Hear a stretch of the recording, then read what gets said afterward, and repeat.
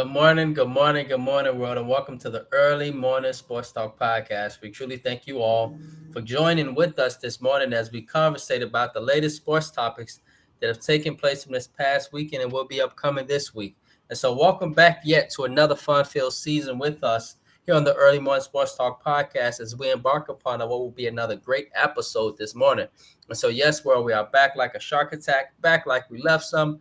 Back like we ain't got no clothes on our back, and for the world is a better place when the early morning sports talk podcast is taking place. And yes, and so it's always the blast to have you all tune in and participate with us every weekend.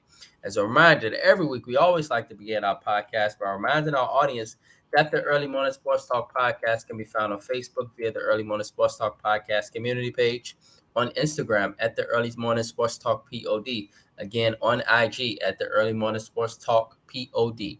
YouTube, Apple Podcasts, Spotify as the Early Morning Sports Talk Podcast, as well as our Facebook pages via Brandon Price, Jamar Goodman, and Jones, as well as our guests for this weekend. Today is December 16th of 2023. Happy birthday, Mommy. And we have seen yet again another fascinating week in the sports world. And also, happy birthday, Mommy, but also happy birthday to our guest daughter, Chris. And so, happy birthday, happy 15th birthday to our guest, Chris. And we'll get into that shortly. And so, yes, happy birthday to her as well. And so, we have seen yet another fascinating week in the sports world. Well, we saw Shohei Ohtani not only signed with the LA Dodgers by ditching one LA team for another, but he ditched the team that has had a terrible, terrible run as a franchise, honestly. And he went to the other side, the more popular side, the side where most people they don't even know the Angels really play in LA, but they know about the Dodgers for sure. This franchise has proven itself for a long time to be a winner. But he also made news by being one of the first athletes I've ever seen to defer one of the biggest contracts I've ever seen in history. No, it's actually the biggest contract I've ever seen in history, the biggest sports contract I've ever seen in my life. 10 years, 700 million, in which he deferred to just receive 2 million per season for the next 10 years. And after that, get paid in the shade for a whopping $680 million. All right. The in-season tournament finale took place last weekend, and the Los Angeles Lakers, in impressive fashion, took care of a fast and hungry and energized young Indiana Pacer team with a fantastic team. I like that team. We additionally seen the LA Clippers, in response to the Lakers, dish off six straight victories and now have gotten things together in Clipperland. Additionally, we saw our brother Draymond Green give a karate chop to Phoenix Suns center Joseph Nurkic, laying him out, and Joseph Nurkic stating that he needs help. Rudy Gobert stating he needs help. Various players, etc., stating he needs help. And now Draymond Green has been suspended indefinitely, and it even got to the point to where Joe Dumars had to come on ESPN's First Take to give the reasoning behind their reason to do what they did in regards to Draymond Green. And so, yes, world. With that being said, introducing our guest for this morning on the Early Morning Sports Talk podcast. He is not a stranger to the Early Morning Sports Talk podcast. He's a very big supporter. He is, you like to say, he's our MLB analyst. He's our baseball analyst, but he knows his sports as well. He is a father of I love his daughters. He has the most greatest relationship with his daughters. These young ladies stand for excellence. Our brother Chris, is a head coach in coaching of the Lady Vipers of Northwest Indiana, and I love their colors. By the way, Chris, we have been watching your family in the movie that you guys are putting on in your life, and on the Early Morning Sports Talk podcast. I just want to say we bless you, my brother, and we appreciate you for being a great example of a father that stands by even after the tough times that have occurred in your life. You stand with your daughters, and you stand to be a true example of what a man should be and what a father should be. And so we thank you for joining us this morning again on the Early Morning Sports Talk podcast, Mr. Chris Ford. And so how are you this morning, my brother? I appreciate that, man. I am doing well, doing well. Like you Yes. said, today's my daughter's birthday, so hoping for a nice, blessed day for her. We got some Lady Viper softball going on later on today, man, and Hmm. it's my favorite thing to do. I get to be on the podcast in the morning, get to end my day with my girls on the field. It's gonna be a great day. Oh man, I love it. I love it. I absolutely love it. Yes, yes, yes. And additionally, introducing my brother from another mother and one of my partners on the Early Morning Sports Talk podcast, Mr. Jamar Goodman. Good morning, sir. How are you? Brandon, honestly, I don't know how to feel, man. Like like Chris is a brother to me, but he's the ops at the same time. Right now, I'm conflicted, bro. I'm conflicted. I have love for the guy, but it's like I want to throw hands with him right now. I don't know, dude. I don't know. Yeah, But FYI, world, you see that socks hat? Socks. Jamar bleeds South Side. You know, black and white. Go Sox, and Chris he bleeds red and blue. Go Cubs, North Side, and so that's what all that day, every day. brotherly rivalry comes in.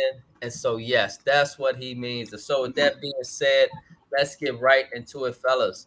Let's actually start with the Draymond Green suspension. And so with the Draymond Green suspension, we see what happened. It was a very, very, we can say, disturbing moment with Draymond Green. But I want to get you guys' thoughts on it. So, of course, we start with our brother who leads us off. So, Jamar, what is just your thoughts on this suspension? What is your thoughts on this whole situation? And Chris, I'm gonna let you chime in, and from here we just gonna chop it up. Right up. It's about time.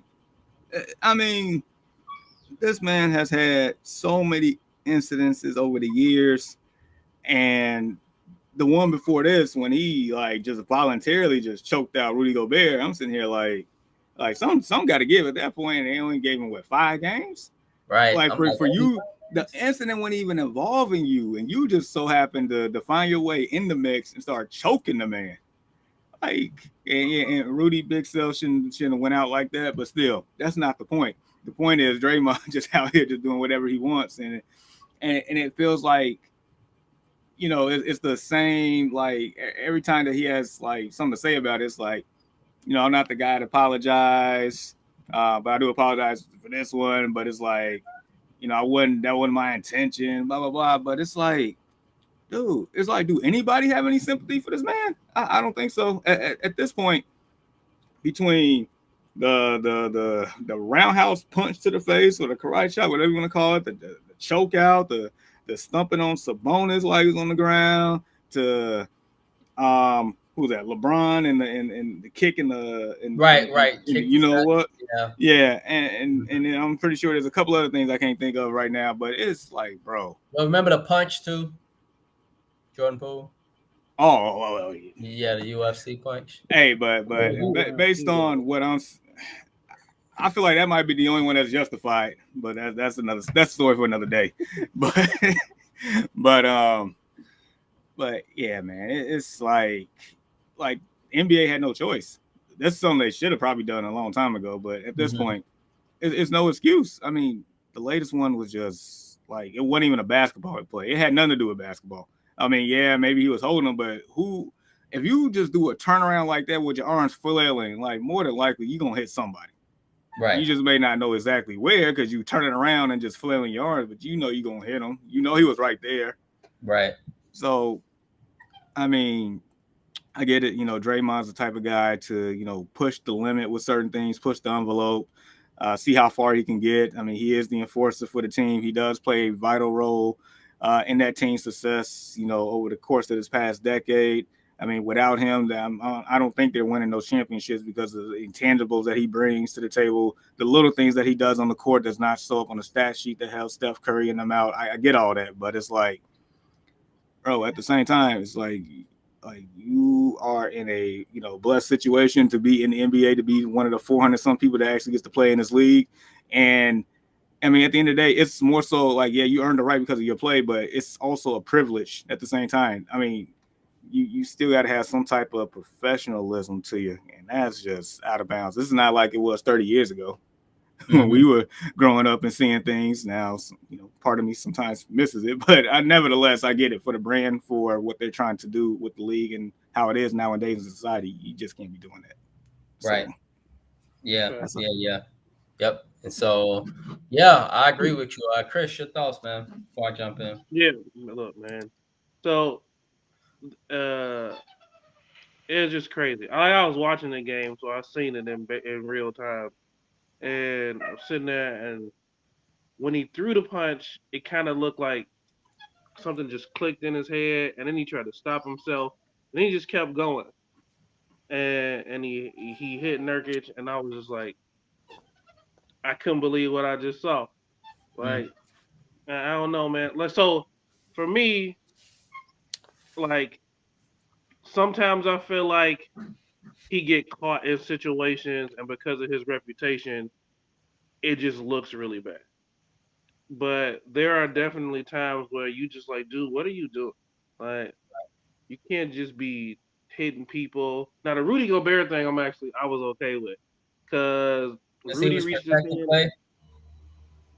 Yeah, absolutely. Like, that's what you're supposed to do. That's technically his job, is to protect all the dudes around him. And I feel like Rudy came in there and grabbed Clay by the neck, and then Dre was like, "Oh no, it's on." Like, he gave him a reason to, even though, you know you shouldn't be beating people up on the court. I feel like he was just trying to protect his boy the best way he knew how. And the Right. Nurkic punch thing was out of line. And the NBA, like Jamar said, the NBA had no choice. They had to do something. Like, if you gonna penalize all these other guys for doing this, that, and third, you can't keep letting Draymond go out there and uh, act like he Anderson Silva.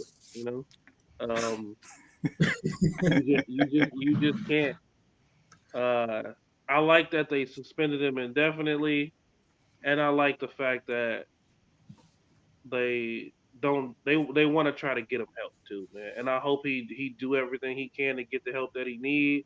Just like KD said, because it's unfortunate. Honestly, man, the game is better with Draymond in it.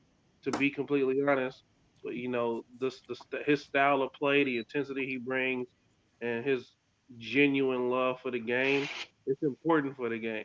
So hopefully he get the help he need, and he can stop punching people. They gotta get the Ron Artest out of Right. The run our test. And so, Ian, bro, good morning. Morning. Morning, bro. What are your thoughts on this situation with Draymond, bro? Any thoughts on him? Draymond is Draymond, man.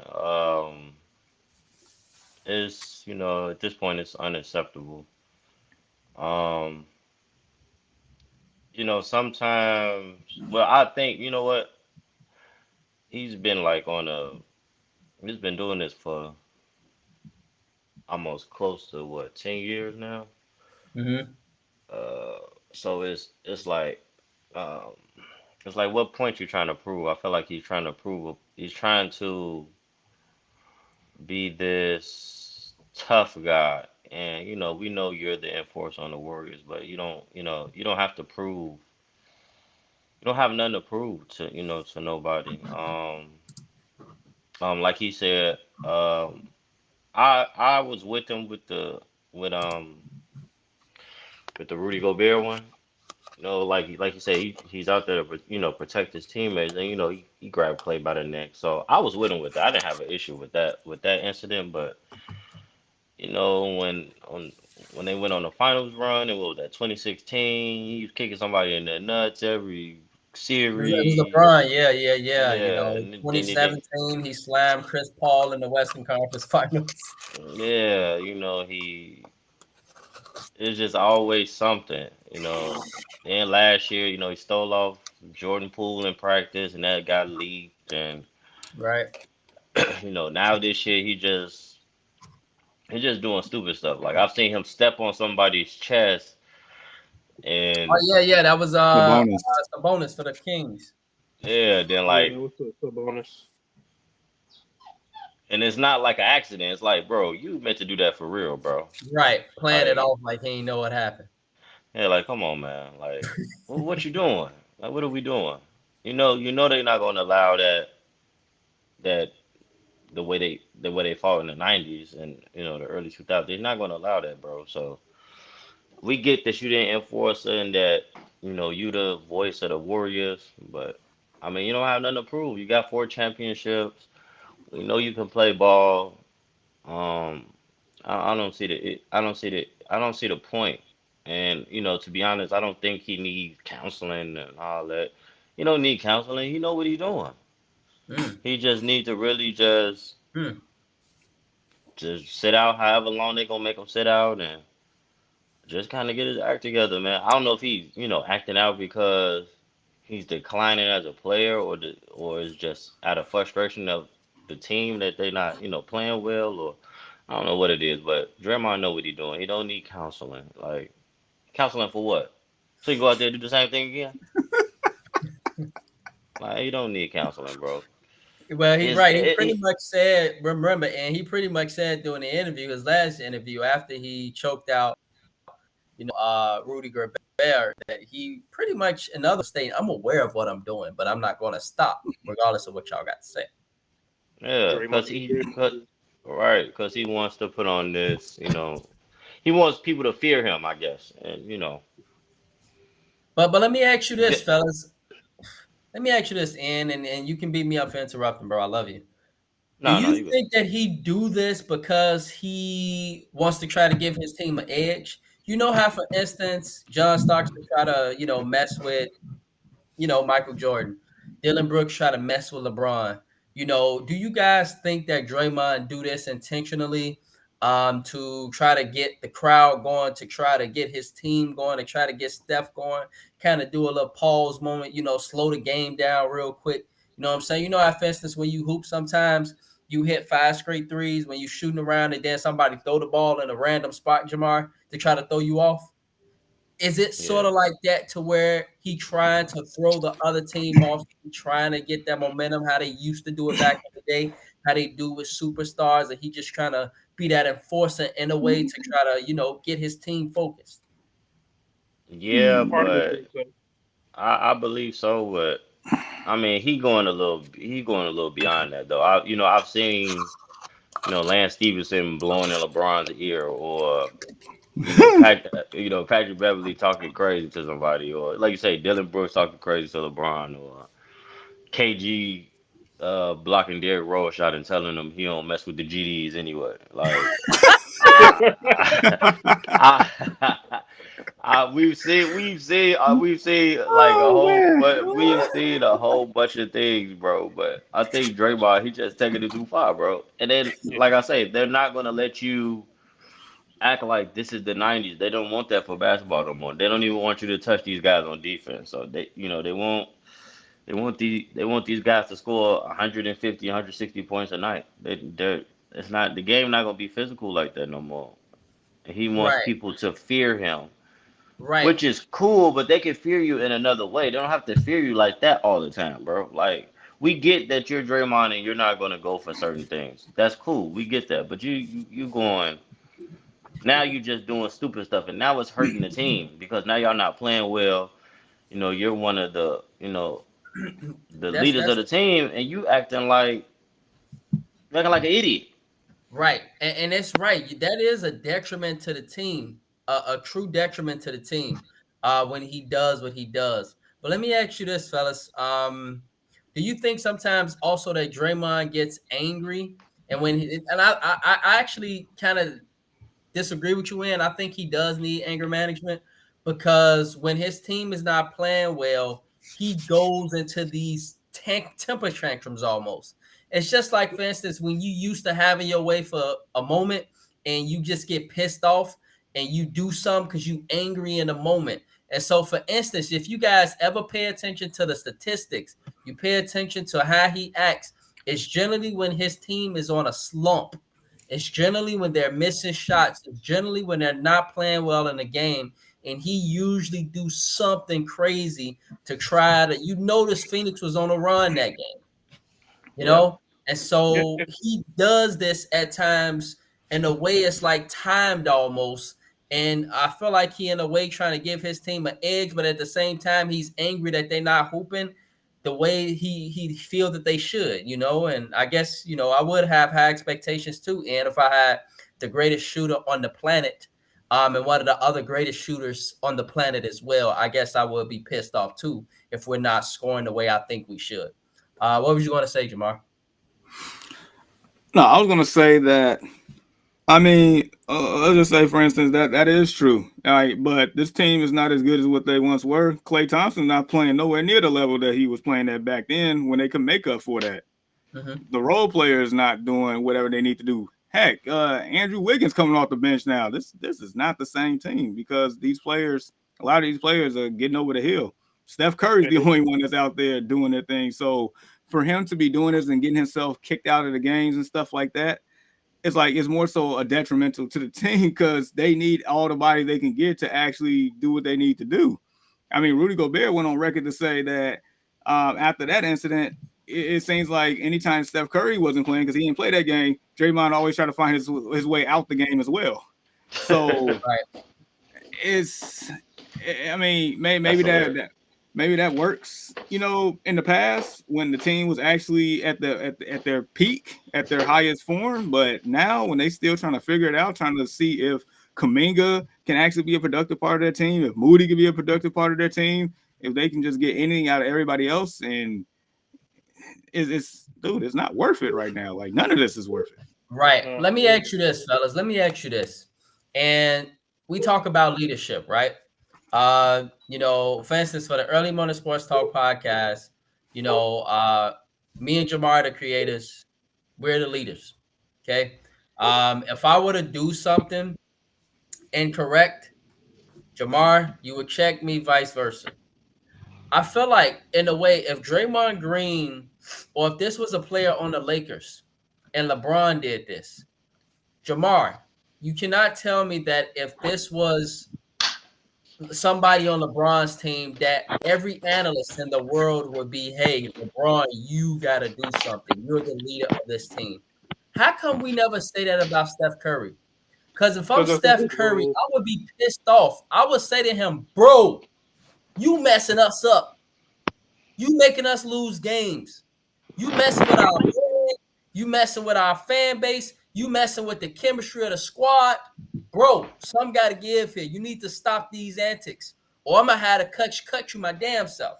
Like, that's what I feel like Steph Curry needs to be more of that. But at the same time, I don't know if he has that personality, but he needs to sometimes have that in order to have somebody to check him. So, like you got a brother, Chris. If my brother out there acting a damn fool, I'm going to say, Clanton, Pierre, calm your goof ass down, bro. Like, calm down, bro. You realize you messing us up, bro. Like, chill out. And Absolutely. I feel like in a way he don't have that on that squad. No, he don't. So he is. So Draymond is that dude. That's why he don't have nobody to do it to him. Draymond is the dude who get in your face when you're not doing something you're supposed to do. Okay. And Steph just not like that. Steph is a visual leader. Yeah. Like watch me do this type of leader. He not a get in your face, hey, I'm gonna slap you upside your head because you're doing something stupid type of leader. And probably because he know Draymond will punch him in the face. I don't think Draymond with his stuff. I disagree, Chris. He got a lot of stuff. He might not. That might be his one. If he might be his one way he out of Golden State. He out the league. He do that. They gonna get rid of him so damn fast. For sure. I just don't think Steph is that type of leader. So, like, I think maybe like an Andre Iguodala was that dude for them to keep Draymond in check some of the time. And they don't have him no more. Like, they don't have that. Right. Draymond got anger issues, man. And like if you go back and watch the video, I'm telling you, I watched it like 20 times. Like, he goes, I'm gonna hit him, and then he kind of slowed down because his brain was like, no, bro, you shouldn't do that. And then he just kept going. Like, it looked like he tried to stop, and he tried to stop himself, but he couldn't. because his anger had taken over, and it was like, nah, bro, I gotta hit this dude in the face. It was crazy. Like I was like, you look at him, like you can see him try to hesitate and not do it, and he just couldn't get back in control of what he was doing. I think something is going on up there a little bit. You made it sound like it was that Kermit meme. No, I shouldn't do this. And then the Kermit meme with the hood on, like do it anyway. So, for sure, it is kind of like that. The bad shoulders over here, so he went. Yeah, right. Right. Yeah, man. And so, fellas, we done spent 25 minutes talking about Draymond Green. And so we hope to see that Draymond gets the help he needs in order to be a productive NBA player. And realize, like you stated, Jamar, at the very beginning, it's only 400 some players in that league privileged to be making millions of dollars. Sometimes you have to remove yourself in order to get to the bag. That man has spent well over $6 million on fines in the NBA. $6 million. And that's so right. It's $3 million, but when you add in the taxes and all that, it's $6 million. And we'll talk about the taxes shortly of Shohei Ohtani being in California. And so basically we hope Draymond gets the help he needs in order to be the productive NBA player that we know he is, and that we like to watch when the Warriors are playing basketball. All right. And so, fellas, let's now move on to the NBA in-season tournament. Want to get you guys' thoughts. And so, Jamar, we start with you, Ian, and then Chris. What were your thoughts from this finale, fellas? And, anything stand out? Anything was exciting? Just what are your thoughts from this? And so let's get into that combo. So, Jamar, we start with you, bro. I mean, it was a cool event. It was, it was a nice little change of pace here, I suppose. Lakers did their thing. I mean, LeBron said he wanted to win it for the guys at the end of the bench so they get some extra money. So I definitely respect that. I do. You also can tell, the Lakers are a different team when AD actually comes to play. He actually shows up for work and not in street clothes. So, that's another story. But I mean, all in all, it's cool. But like Charles Barkley said, they better not put a banner up for this stuff. Do not do it. You will get roasted. I'm going to roast you. Like, do not do it. It ain't that serious, though. Right. And if the Pacers would have won, same boat. Do not put a banner up. This ain't a real thing. This is more so like a participation award type deal, in my opinion. I mean, it's cool, but I mean, it does nothing for nobody's legacy, in my opinion. It's just more so one of those, just an event type deal. So please don't hang a banner up. That's the only thing I'm gonna tell you. Don't do it. I don't know about legacy. I think it does something for somebody's legacy, but Ian, go ahead, bro. I think it does a little something for somebody's legacy because he was the first. Go ahead, Ian. I think it was a good way to, get these guys competitive around this time of the year. Around this time of the year they just basically run up and down the court, kind of, I wouldn't say sometimes going through the motions depending on what teams they play, but just kind of gave them that extra, just made it a little competitive. And, it was a good tournament. We got to see Halliburton and see, him put on a different stage, and people really see that he can really play. Mm-hmm. So I think it put players like him on a different pedestal. So I mean, it was cool. Right. Chris. I thought it was great. The players, I feel like the players really bought into it. I mean, a little extra cash is a pretty good motivator. But I definitely thought the players bought into it super early. Like I didn't know if it was gonna happen right away, and they bought into this like right away. And it's crazy to see like a motivated, just what a motivated LeBron does, man. What he's capable of with motivation behind him is insane. Yep. Like I never thought that they weren't gonna win the way he was playing. He looked like he wanted it. He looked like he he had that little extra spark that he needed, and I just feel like they was always going to win the in season tournament the whole time with the way he was playing, man. And then you got AD going from glass man to having a little substance. It ain't much 41, much you can do. 25 assists, 4 blocks. He was a grown man out there. Yeah, he was. I definitely like to see Tyrese Halliburton, get a little shine there, man. He's phenomenal. He is Facts. phenomenal. Like, and then he get all these assists with no turnovers. Like, what could you ask for? Even with that ugly shot, it be fall with him. Yep. I think it was good, and I think that it definitely feels like you shouldn't be overly hype and celebrating about it right now. Like, you got to give it time. Like, maybe year 3, year 4 is gonna hold a little bit more substance, but this is the first one, and it's plenty of people weren't able to do it. I feel like you got to give it a little time, and then they can actually count towards something. That's just my opinion. Oh, okay. I was gonna say, actually, they should have had their moment with it already. Being that it's not an NBA championship, but at the same time, this is 500 bands. You know what I'm saying? This is something that you can use for a vacation, something you can use for your kids' college fund, etc. And so that's a lot of money, right? That's a lot of money. And so when it really comes down to it, like, I actually love the idea, man. It was lit. You saw NBA legends on the side of the court. The court, of course, looks beautiful. You watch it, all the colors and stuff like that. It felt truly like a game 7. Like it felt like a game 7. Um, you know, tit for tat with the coaches. Indiana fought really, really hard, and I like that young team. They are going to be something to deal with. And if I was the Eastern Conference team, Chris, I would not want to see them in the first round. It literally took Giannis 64 points, a career high, to beat the Pacers the other day. And so Giannis had to just continue to attack and just show his grown manism. And so that shows that the Lakers that shows that the Pacers might need some help down low with Miles Turner to give him just another additional big body in case you see Milwaukee, in case you got to deal with Kristaps later on. But I like this team, and they are tough. They fight hard. They appear to want to be taken serious, and they come from Indianapolis. Indianapolis ain't the biggest city in the world, y'all.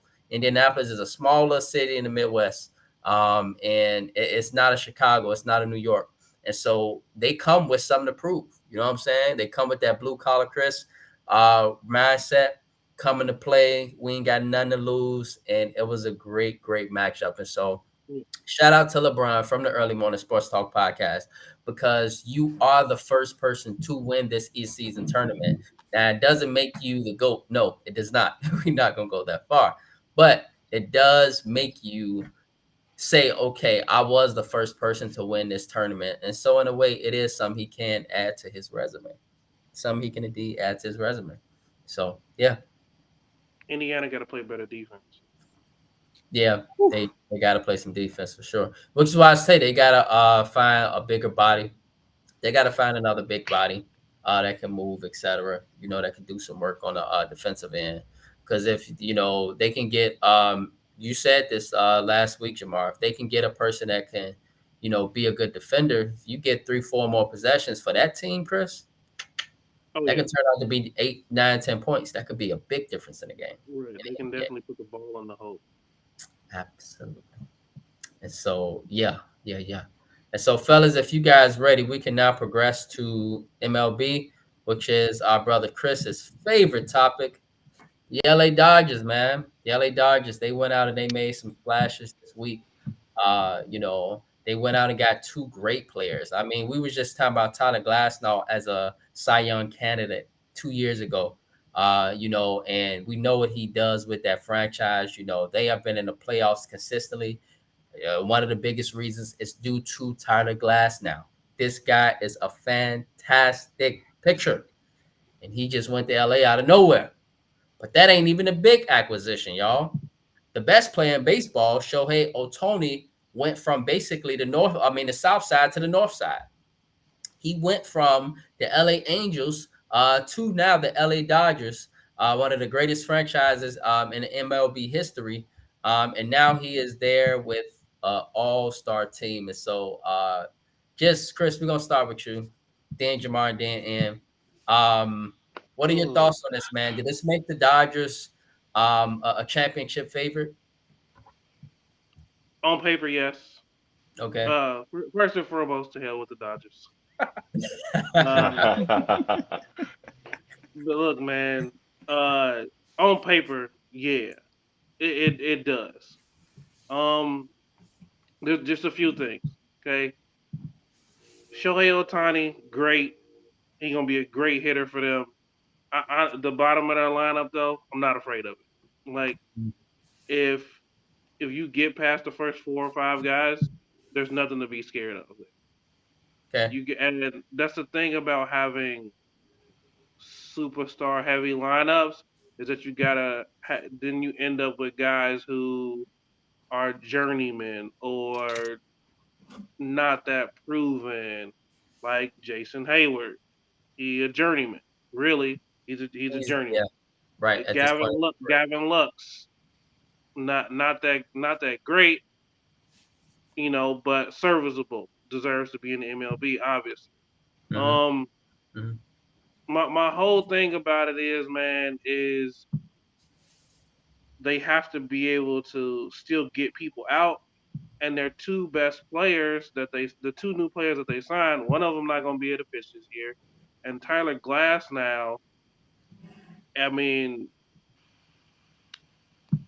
he made a glass. Basically, great pitcher, but he's injury prone. Yeah. Yes, absolutely. He made a glass, man. So you might have your 2 best pitchers who you might not be able to throw for most of the year. And if you can't, like, the pitching is the key. Like, if those 2 were healthy, I would say absolutely, because you get both of them, they can both go out and throw back-to-back no-hitters, back-to-back shutouts, and then you up 2-0 on somebody, and that's tough to come back. Okay, but if Tyler can't stay healthy and you already can't pitch Shohei, what did they really do? So it's gonna be still got Clayton Kershaw there too. Ain't nobody afraid of him, bro. I'm just saying, he's a big name. He's a Hall of Famer. He's capable of something. Absolutely, he a Hall of Famer. He a big name, but he don't get it done in the playoffs. That's his biggest knock. He don't get it done in the playoffs. His first ever like big playoff win was this past playoffs, and they still got whooped. Well, no, it was the year when they, I think he's gotten it done. That's been the narrative for him, Chris, and we all know that as sports fans, that Clayton Kershaw has been a great pitcher, but just cannot get it done in the playoffs. But I disagree, man. In those World Series years, he was getting it done, bro, especially the year when they got it done. So he's proven it, but we all agree, me and Jamar, that overall with his career, yes, that's been a narrative for Clayton Kershaw. Great pitcher, Hall of Famer, just can't get it done. But he's had a few years, I would argue, in a few moments where he has gotten it done. But I see your point overall. He old too. that curveball ain't curving the way it's supposed to. It's looking like a slow pitch fastball, and even I can hit that. Yeah. I like what they did. I mean, they pretty much had to, and I do think they're the favorite to start off. But if you find a solid team, because look at the Braves, man. The Braves lineup is still better. The Braves lineup their problem is they don't get it done. Right, I agree, but that's my point. We'll get them the Braves into the lineup is still better. You You could say the Dodgers are the favorite, but the Braves lineup is better. The Braves haven't gotten it done. The Dodgers might not get it done either. You never know, man. Which is the one thing I love about baseball. Right. I gotta throw this in there. My boy, he in Philly and he hungry still, baby. My boy Bryce Harper. Right. Yeah, man. Good morning, Jason. I mean, look at this, Max Muncy, fellas. I mean, And these are big names. Mookie Betts, we know about you, man. Future Hall of Famer. Freddie Freeman, we know about you. Jason Hayward, he might be a Hall of Famer his damn self. Shohei Ohtani, I mean, Tyler Glasnow, Clayton Kershaw. Like, this is a great All-star roster lineup. on paper, man. All-star And lineup. so, it's the Yankees of the NL, man. The Yankees of the NL. the Yankees Yep. are in there. I like that. I like that. And so Chris, we gonna you are MLB man. You are MLB guy, man. Big markets buying championships. That's the focus right now. Big markets buying championships, world. And so as we know, LA, New York, maybe even the Cubs sometimes, but the Cubs don't seem to do it as much. I don't know why, and they irritate me with that end. Like, do what the other squads, LA and New York, do. They gonna buy Man. championships. Like the Cubs Yeah, got bread, they got dough. Like, Bro, look even at the all White the Sox. Cubs and all them loyal fans. They ain't the White Sox. The White Sox ain't got no money. They broke as hell. Don't, But please. the Cubs Hey, got go dough. turn. We Tell go him to to a turn his Sox head game, it's inside out 5 when we talk people. about baseball. You go to a Sox game, Chris, you can just be Oh, chilling, bro. man. Ain't nobody near you, just chilling. Like, you just chilling, you know what I'm saying? You go to the Cubs on the north side, man, you ain't got no space. People all on the roof, right in, outside, and on the other bars. And, the Cubs got bread, and they just don't do that enough. But LA, the Dodgers and the Yankees ain't got no problem. And, Chris, we know this. They ain't got no problem buying them a championship. And so with that being said, I want you to finish the sentence. So, big markets buying championships, LA Dodgers, a Chris Ford moment. Prime example. And so the LA Dodgers have bought Shohei Ohtani and Tyler Glasnow with an all-star field roster to finish blank this season. In the what round? Short of the wild card, World Series. What's your prediction, Chris? First round knockout. What? I'm Again? calling it right now, bro. First round knockout. Wow. Ooh-wee. Crazy. I mean, I'll give him the NLCS. I'll give him that. At least. It's crazy. Barring injury, anything could happen. But that's my thing, man. I couldn't trust Tyler. Tyler, I can't trust him. You can't trust him. It's a great move, but the Yeah. reason he available is because he not doing nothing for the Rays. He's thrown less innings. Like, you have to add up all his innings over the past 5 years to equal the Cubs' best pitcher's innings that he pitched in 2. Okay. Justin Steele has been fantastic for 2 years, and Tyler Glasnow, you have to add up 4 or 5 of his years to equal his inning total. But that don't do you no good if you can't get through a season. You can't be healthy at the right part of the season. You can't give me 5, 6, 7 strong. What's the purpose? Well, let me. This is my rebuttal, fellas, and let me just. The Dodgers, as we know, had the best record outside of the Braves this year. So it's not like they weren't pushing the Braves for the last 2 years. These were the top 2 records in baseball for the last 2 years, and they both got knocked out in the first round to the same squad. Exactly. Well, no, it wasn't Arizona that knocked them out last year. It was another squad, San Diego. Right.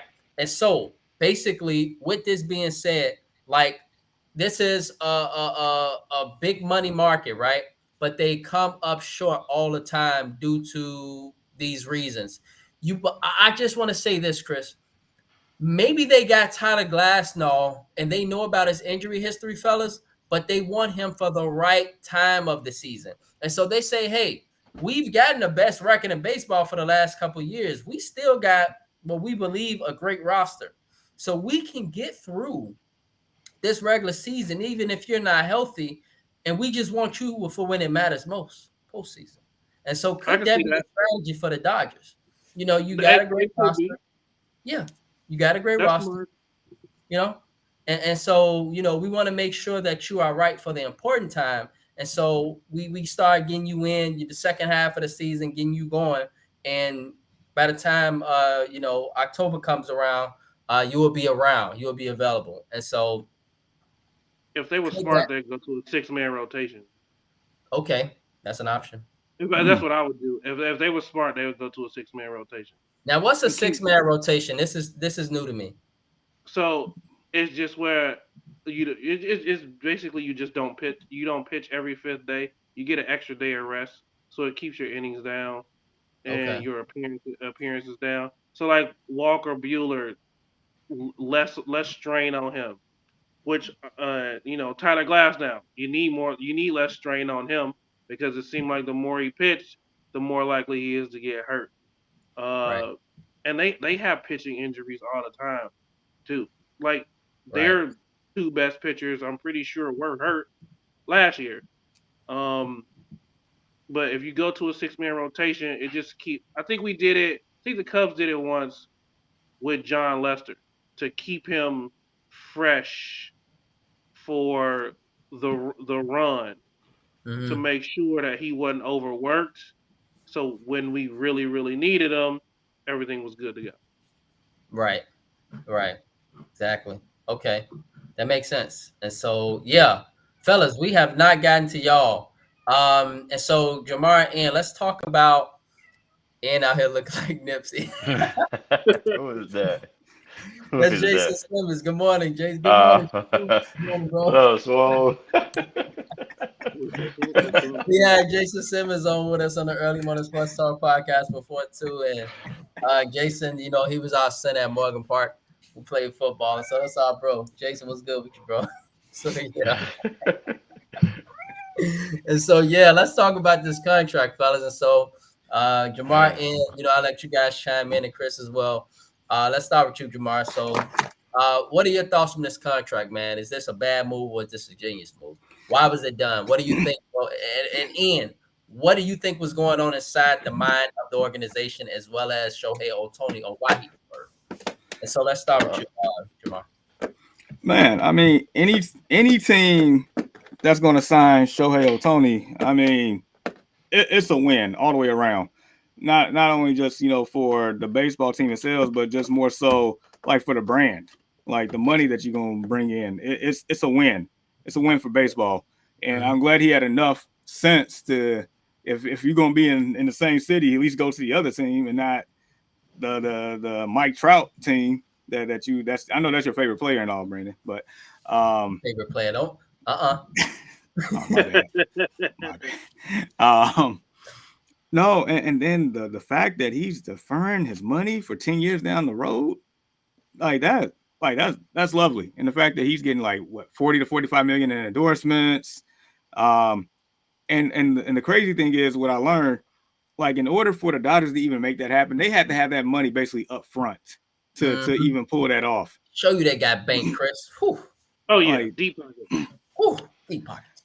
And so personally, I'm like maybe he get around 600, maybe 625, but I didn't see 700 coming. I'm not even gonna lie to you. I didn't see that coming.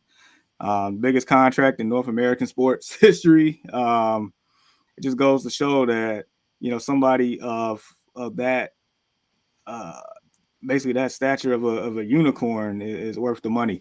But to Chris's point, especially this year, the fact that he's not pitching, that definitely, I think, takes a little bit off the sting off from the team. Like, and they may just well be another first round exit this year, because when it's all said and done, like, yeah, they are this generation's NL version of the Yankees, because we growing up doing the 90s, early 2000s. I mean, that's what all the Yankees did, was just buy players, buy championships, and they actually was winning 4 in a row at that one point in time. They actually was relevant. That was the team to be feared each and every year. It was just basically equivalent to the Los Angeles Lakers in the NBA at the time. That's basically what those brands were. And so for the Dodgers to basically be in, they basically this generation's Yankees right now. But as we know in baseball, that it don't even matter how much money you spend. Like, your team could be fully healthy, but if you run against a team that's just hot, do you have that chemistry at that time of the year? that. And then also, and then the other team, like we seen smaller market teams just make a run. We just saw the Diamondbacks. Exactly. Like it don't even matter. It's just basically who comes to play at the right time. I mean, of course you got to get there because it's hard as ever to get to the playoffs in the MLB, but still, if you're playing at the right time, it don't even matter. We just saw the Braves team who had this historic offensive firepower of a season and got sent home by Philly. yeah. Philly beat the brakes off of them again as they did the previous year. Yep. They did, man. By Chris's boy. Put your money on Braves. So yeah, like I mean, like for Shohei, I'm excited for that just as a general baseball fan, but I just want to see how it's going to look this year, and then how it's going to look 2 years from now when if and when he's healthy, when he's actually part of that rotation with everybody else. Then I'm like, okay, maybe we might really see something. Right. Yeah. And so in other words, we're kind of saying in the consensus to our viewers, and good morning, everybody, that possibly we don't know if it's going to be a Dodgers World Series this year. Possibly not, due to the fact that Shohei Ohtani is not pitching and Tyler Glasnow is, etc. But, with baseball, you never know. But that's what it seems to be the consensus now. And so with that in, let's talk about that contract. Why do you think it was deferred by Shohei Ohtani, and what was going through the organization's mind as well? Do you think they maybe had a say so in him deferring, or what? Like, what was going through the mind of why this deferment occurred for $2 million per season? Like, for instance, Jamar just mentioned endorsements. That could be one reason he's getting endorsements. Another could be possibly because of the money he's already made with the Angels, right? He still got that bank there, and so just what was happening with that? And like, give us your thoughts, bro. I think it was a strategic move, by both parties. He made, I guess he wants to win, and then that gives the Dodgers leverage, to pick up, other pieces that they may need later on. So facts. Yep. I think that was what that was all about. But I mean, me personally, I don't know if I'm doing that. $2 million. I don't know if I'm deferring all that money. Yeah, I don't know if I'm deferring all that money until I can't play no more. But I mean, either way it goes, he'll be getting it. So I guess it's a good thing. Let me ask you guys this question. Well, before I say that, I do know why they gave him the money because I mean, obviously he's like a unicorn. When is the last time we've seen a ace as a pitcher and somebody that can hit you exactly? And that was how long ago? And that was how long ago? Exactly. Right. So I mean, he's more than well deserving of the money. So let me ask you guys this. And when I first seen the contract, when it went through, when it came to my phone, I was like, wow, 700, like that's insane, bro. Like, right. I mean, if he was really getting that money that's 70 million a year, bro. That's insane, bro. And I thought Patrick Mahomes' contract was crazy. I thought that was just insane. Yeah. So my thing is, do you guys think we'll see a baseball player get close to $1 billion in a contract? I think it's not unless he two-way. Not unless he a two-way player. Yeah. I don't think anybody else gets 700 million or over 5 unless they play both ways. Like, if my thought process with him getting 700 million is you playing him, he two people. Yeah. So you paying him as a pitcher and you paying him as a hitter. So it's like two $350 million contracts. You'd pay $350 million for the best pitcher in the league, and you pay $350 million for the best hitter in the league. Best hitter. Yep. Right. Yeah. So I feel like that's why he got it. He forced a hand because everybody was putting up the money. Yeah. They had to do something to win him over. Everybody was putting up the money. Even the Sox was. Yeah, the Cubs put up the money. The Giants put up the money. There was a couple of other teams who put up the money, $600 million. They was ready to go. The Dodgers had no choice. Right. I mean, it's a. I think it's great. You know, it's great for baseball, of course, but I mean, just seeing 700, I was like, man, wow, bro, like Yeah. Right. It's crazy, that's man. that's insane. It just made me think like, will we see another player get close? Because it just seems Right. like I won't say every year, but maybe I'll say every 5 years we see one of these big contracts. At first it was like 200 million some years ago. Then it A-Rod. went Mhm. from I remember right. Then A-Rod it went 250. to what 400 million. It's Mike like Trout. wow, bro. Yeah. So now we up to the fives, and now he got seven. It's like, bro, Right. will we see somebody get close to $1 billion in Man. in baseball? Which is That which is just show you how insane much for one money for they one. get in baseball too, man. Ooh, they get bread. This, Yeah, they that's do. a salary. That's a salary for a whole football team. Probably not even the whole salary as a team combined. You talking about the franchise, you mean? Whole Yeah, Yeah. yeah. That's insane. We just talking about one player How for much did 700 million. Mark Cuban sell the Dallas Mavericks for? What's it? What, 2 uh billion? yeah, 2 billion. Something like that. He That he ain't 2.1. far off. He ain't he getting got that far off in this he got contract. he got half, he almost got half of what an NBA franchise sells for, bro.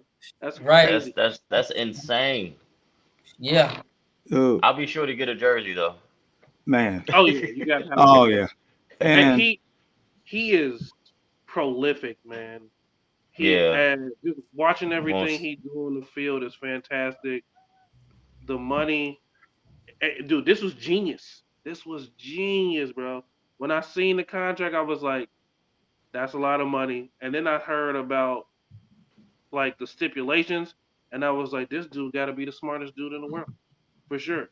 Like he'll make $700 million over the 10 years he with the Dodgers in endorsements, as long as he stay healthy and continue to be marketable, which he Mm-hmm. will. oh, by far.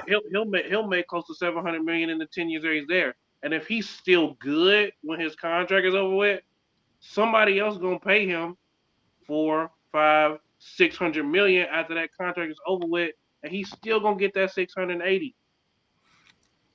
His, insane. So his the next 10 generations of his family don't have to do anything. so in essence, if that's the case, let's just hypothetically, because his body has to stay up during that time, his production level gotta be there. After this contract is over, this 10 years, and like you said, he gets paid some more money. I mean, in essence, he could be making, that billion at that point, just based on Yeah. the deferment of Right. this deal plus this next deal. Oh, easily. That's wild.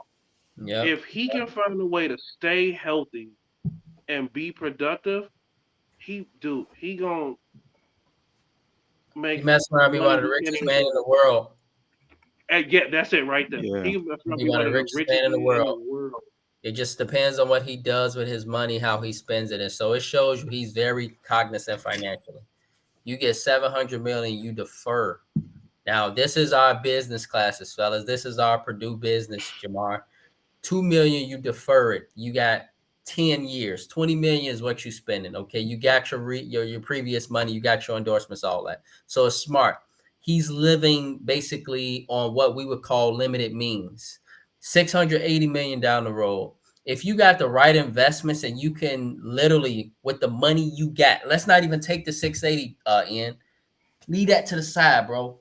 But the money he got here, and he can grow that in the right investments, in the right Bitcoin, in the right real estate, in the right endorsements, in the right deals, and he can grow that plus the 680. Bro, Yep. This is indicative of his heritage, though, man. whoo, I think like right. Facts. he not blowing that. He not blowing that money.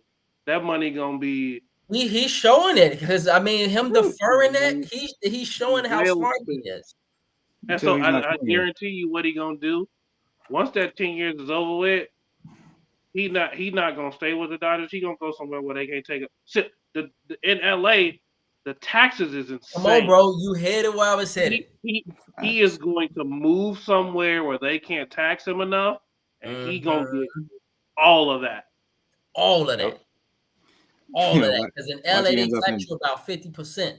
And so I was just saying to Jamar that prior to the deal on the morning of, it was like Stephen A had said it, and there was a source he heard it from to where it was 70 million per year, and that he would be taxed 35 million, like something like that, 34.6 million, which means basically 35 million per year in California. And so it was so timely that Jamar came back hours later and reported it on our page about the deferment. I'm like, this dude's smart, man. He must have knew about these taxes in California, and he said, "Hey, let's defer that."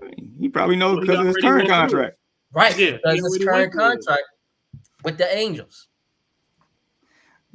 So he probably gonna end up with a Florida team or a Texas team on the back end. There ain't no taxes in Florida. Ain't no taxes in Florida. So, man, it's And in amazing. Texas too, I believe. Yep. Okay. Those are two Yeah. states. Man, that is amazing. Yeah. Shout out to our brother Jason Simmons stated, "Ian out here looking like Nipsey Hussle with a hint of Bump J." Y'all know who Bump J is. Bump J is a Chicago legend. Boy. And so, yeah. And so, shout out to the LA Dodgers, man. Shohei Ohtani. It's a fantastic contract. And so, it's really good for baseball. And I'm very excited, fellas, to see which athletes will be starting doing this going forward, because there's going to be some more. It's going to be some more. He coming to Chicago in April, bro. I gotta be there. Okay. Yes, sir. He coming to Chicago in April. And so, yes, definitely. Everybody want to see Shohei Ohtani because he is worthy. What a great baseball player he is. And so, fellas, let's now progress for the NFL reactions and overreactions. And so, fellas, let's start with Jamar. We'll go with you, Ian, and follow up with you, Chris. Fellas, is it an overreaction to think that the acquisition of defensive end Montez Sweat, 4-year, 98 million, 72 million guaranteed contract was actually a great contract from the Bears thus far? No, it's not overreaction. I mean, look, ever since the trade, the Bears have a top 5 defense in the league. Believe it or not, people, like this mediocrity at best team that you started out at the beginning of the year that you was ready to, get rid of everybody. All of a sudden, you actually get somebody that can rush the passer on a consistent basis and make everybody else on that line better, and then turn Jalen Johnson into a superstar out here in the back end, and the linebackers starting to actually show their worth with these contracts. All of a sudden, Eberflus, showing his stripes with this defense. So yeah, the Bears defense is top 5 since then. They got him locked up. You was not going to get an edge rusher in the second round that was going to be as productive as him right now. You was not going to get one in the free agency market. He wasn't even going to make it to free agency. Therefore, no, you did the right thing, and it just fits the timeline of this team. Yeah, that is a great move. All right, and your thoughts, bro? Same, a great move. That's why I've been saying, we gotta let Poles cook. Some moves we might not understand. Just give him time. But people was ready to cuss him out because he gave that money to Sweat instead of Chase Young. I ain't heard Chase Young doing nothing over there in San Francisco. And Right. I mean, when I seen some highlights of him, he wasn't getting no pressure. He was getting blocked. So I mean, just think if he go out to Chase Young again, there's no production, nothing changes.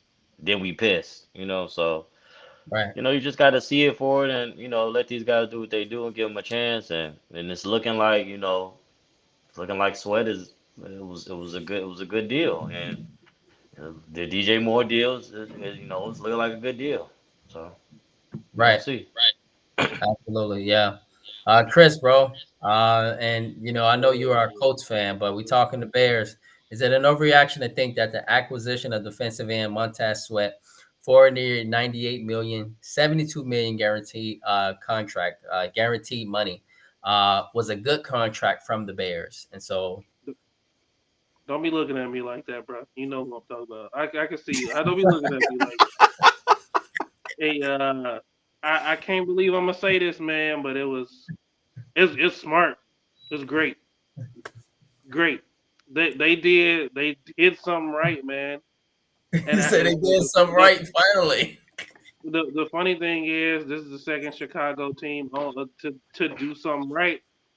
Well, they led it, and then it trickled down to another Chicago team to finally, you know, lean towards doing something smart.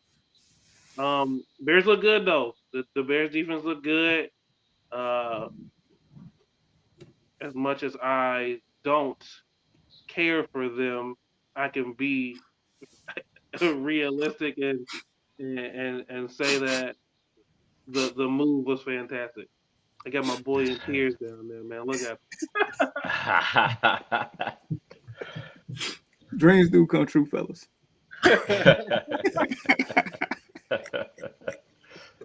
All right. Yes. And so, fellas, let's progress. All right. Is it an overreaction, Jamar, to think that after the Miami Dolphins first quarter this past Monday night, in which it resulted, if you guys watched the scene, in injuries to 4 key players? I'm just watching Jalen Waddle. But first it was Xavier Howard. After Xavier Howard, it was offensive lineman.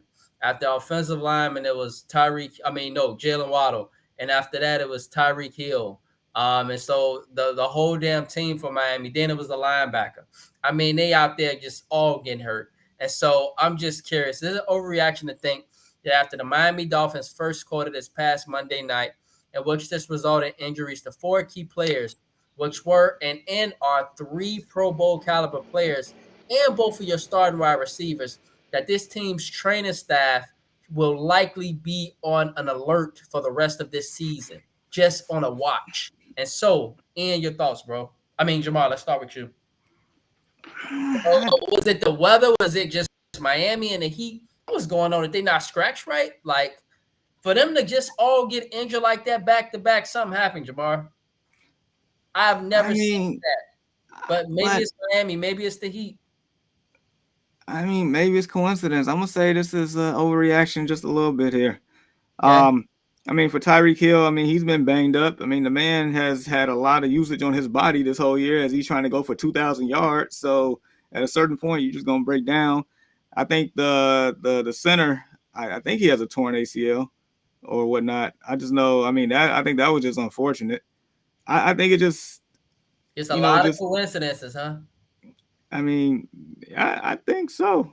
But the one thing I probably could point towards maybe it's the style of play that they play with, because this is a fast-paced team, but I guess it's a gift and a curse to a certain degree, because I mean that speed is electric, and it causes havoc for a lot of teams. It does, it really do. But I mean, maybe that's part of it as well. But I can't put fault to the training staff yet. I can't do that right now. Okay, yeah. And bro, your thoughts? I think it's an overreaction. It could just be a coincidence.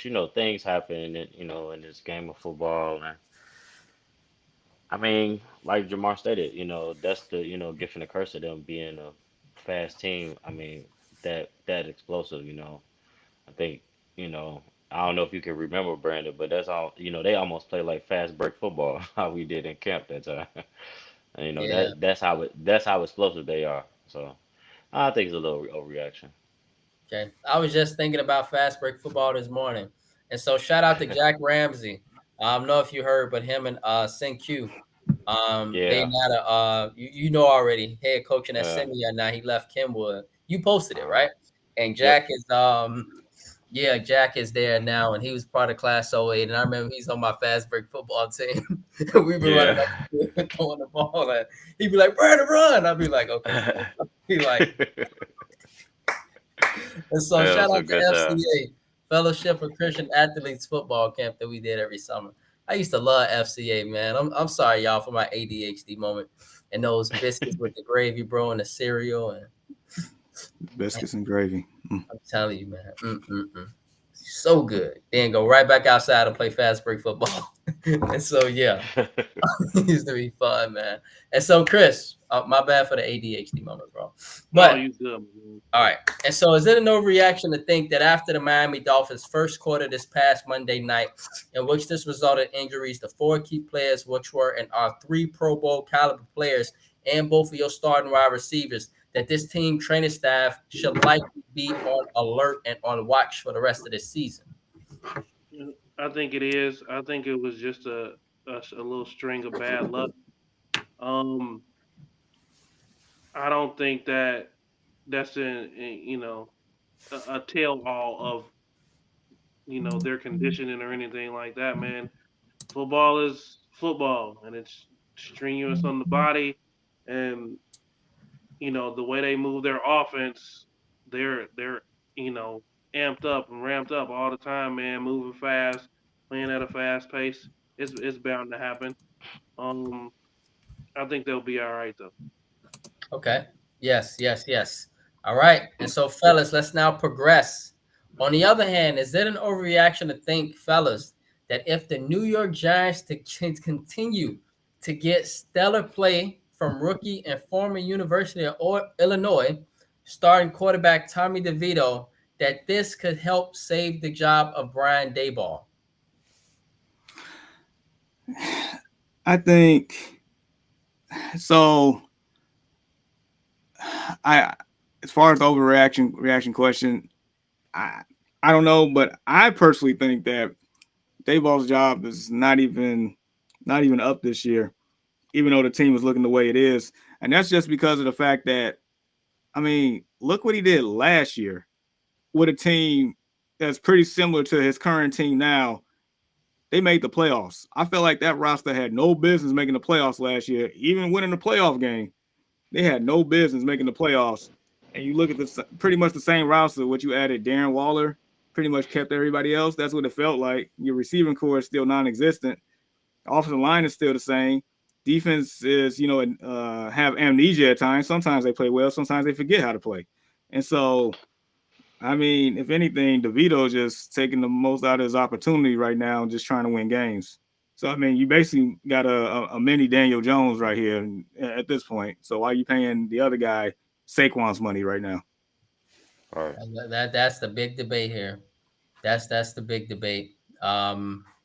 Yeah, Saquon and his money for real versus Daniel Jones, who right now is living in the penthouse in the Empire State Building. Chris, he got a penthouse in the Empire State Building.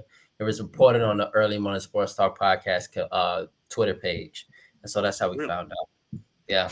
All right. So on the other hand, Ian, bro.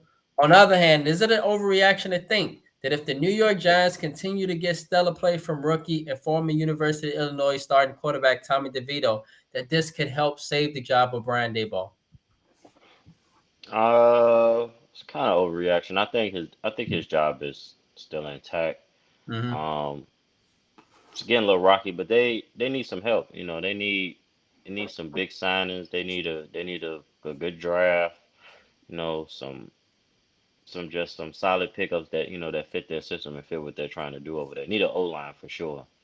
Right. They need to pay Saquon, of course, and they need a number one receiver. I think that's one of their biggest issues. They need a, a number one receiver, and they need to see what direction they're going in at quarterback. I mean, they gave Daniel Jones that money, but he's injured now. But I don't believe that he's the answer. He could be. I think the kid is talented, and the talent is there, but I don't know if. I guess we have to give him a fair shot. The O line hasn't been the greatest since he's been there, so I guess you do have to give him a fair shot. Give him some legit weapons besides Saquon. We can't get a ball to Saquon 60, 70, 80 times a game. I mean, he ain't gonna do nothing but get hurt. You do that, so they just need other weapons. Um, Fix up that O line. I think they'll be okay. But I mean, DeVito. I mean, he's doing his thing, man. He's doing his thing. Yeah, it's really nice to see DeVito doing his thing as an Illinois quarterback, and then see what Aiden O'Connell from Purdue is doing down there in Las Vegas. And him. He actually benched now Jimmy G. If you guys seen it on Thursday, Jimmy G's on the bench now. So Aiden O'Connell looked like the Raiders might be moving forward with him, and that's nice to see from on the bench where he deserved to be. Ooh. For sure. I don't know, man. I kind of disagree with you. I like Jimmy G. He's a good, y'all must have forgot that prior to him being injured this year, the Raiders were above 500. They were 2-1. All right, let's continue. So Chris, on the other hand, is it an overreaction to think that if the New York Giants continue to get stellar play from rookie and former University of Illinois starting quarterback Tommy DeVito, that this can help save the job for Brian Daboll? And this was asked because we've had this conversation. Andy Jamar know already where I'm going. Basically, we talked a lot about Daniel Jones' contract, and people believe that it was a highway robbery, that contract. You know what I'm saying, Chris? And so Absolutely. Now with Tommy DeVito coming in, does this now give credibility to the organization to say, hey, I can develop quarterbacks. I can get the best out of quarterbacks. I can get the best out of players. And so is it an overreaction to think that after this rookie quarterback stellar play, in which he started out, he looked terrible. He looked god-awful his first game. He looked terrible. He looked like a midget out there and they know what was happening. But now he's out there and he's balling out, and he had a very impressive game against the Packers this past week, played really well the week before. And he has this team clicking on all cylinders. And so is this overreaction to think that this could help save the job of Brian Daboll? But as you heard, Jamar just stated, he doesn't even believe that Brian Daboll's job is on the line. It's only his second year. No, I don't think his job is on the line either. Not now. They got a lot of stuff to fix over there, man. They do. It's crazy to ask somebody to make such a big impact and a change when you don't make impacts and changes from the front office. Like, you have to do something. They haven't really done anything to help. So I feel like he's still got a little bit of cushion there to see what he can do, and hopefully they can bring in some players to help. Hopefully they can get some players that can block.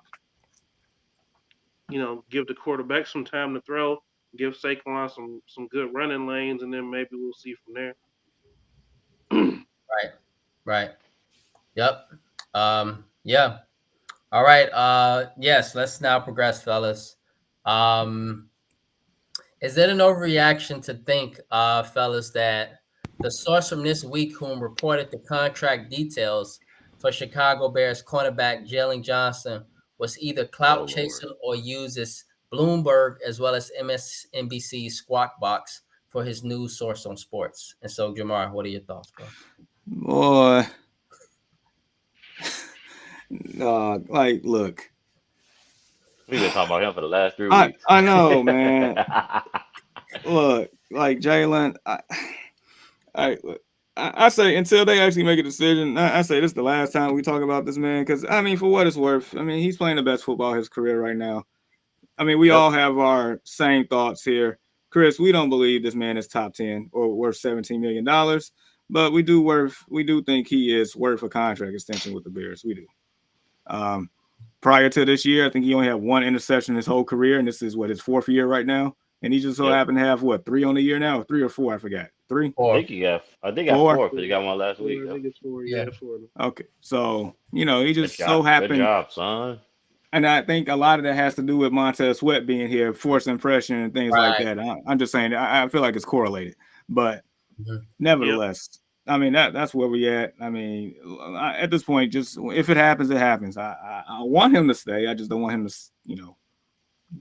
I don't think he deserves top 10 money. That's all I'm saying.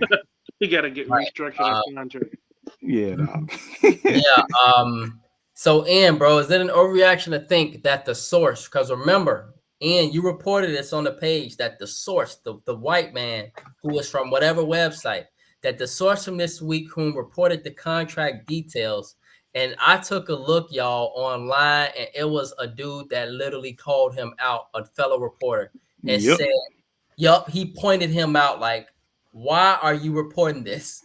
Why are you reporting this? This is basically falsehood, and it probably wasn't even supposed to be reported right now. It's very unusual to hear a contract extension happen at this time of the year anyway, right, fellas?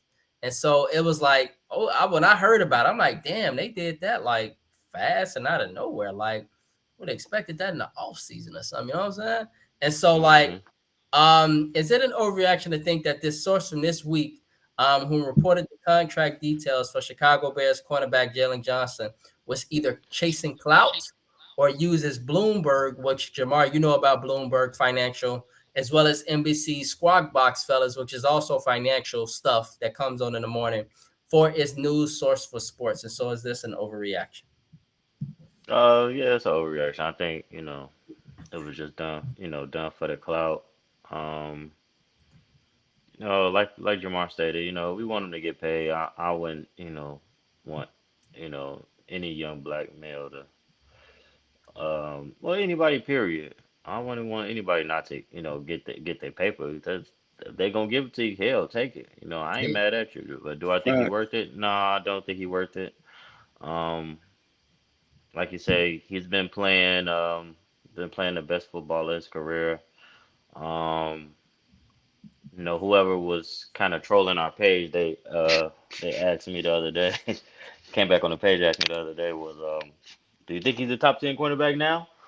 I'm like, hell, I mean, he playing good. I was like, we love to see it. Keep it up, hell. But no, he still ain't top 10. He I'm already not knew he giving you was gonna that. come back. He got Yeah, excited when he heard that news. He like, You yeah. got pick. Yeah, man, he been playing. No, I think it just comes from him playing good. He had an interception the other day. So I'm like, hey, and it's crazy. I'm sitting here watching the game last week, and I think I had just mentioned his name or said something to him, said something about him. As soon as I said something, he got intercepted. I said, ain't that some shit? I said, wow. I, I said, I ain't mad at it, man. I mean, hell, keep it up. I ain't mad at it. Do your thing. I ain't mad at it. That's what we've been waiting for. Keep it up. That's For what real. we've been waiting for. That's what we've been waiting for. And so, yeah, Chris, is it a no reaction, brother, to think that the source who reported this contract detail, this false contract detail, was either clout chasing or using Bloomberg, which is a financial channel, for its news source of sports news? I am on the same page as the as our guys below. Uh, the top 10, no. Should he be in the NFL? Yes. If he gonna continue to be productive like this, great. But that's a lot of money for one interception in 4 years, man. That's a lot of money. But to be quote unquote unproven, really. You know. But we'll see. I mean, maybe this boosts his confidence up. Maybe he starts to play to that contract. But at this very second, there ain't no way you can call him top 10. Not a chance. Right. I Yeah. mean, and it's the Bears. Come on, man. I'm just kidding. I'm just kidding. I'm just kidding. Yeah. And so, fellas, I actually forgot to. I didn't even see Frank's comment, but we'll make sure we address that, Frank, if you are with us, bro. Um, but we'll address it possibly on the page, um, because we are focused on NFL right now. Um, and so, yes. And lastly, fellas, is it an overreaction to think that after this past Thursday night football butt whooping that the LA Chargers took versus the Las Vegas Raiders, that prior to this game, the LA Chargers watched Waterboy, the movie, as well as the Little Giants, and partied in Las Vegas in LA prior to the game? Or was it just happened to be that um, Brandon Staley just didn't have this team motivated? And so I'll just let you go with this, Jamar. It just sucked. But Bears trash. That's pretty much it. thank,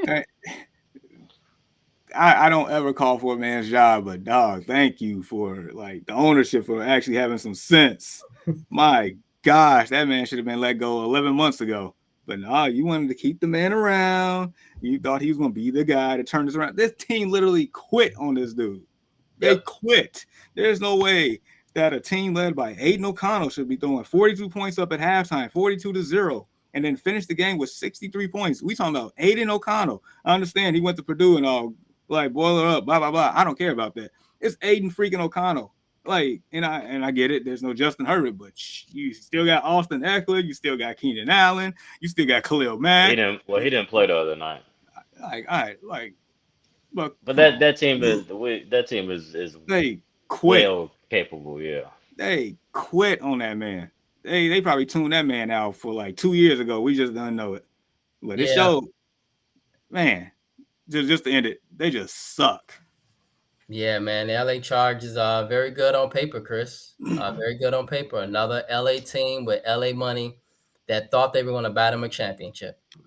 It sounds like a pattern here.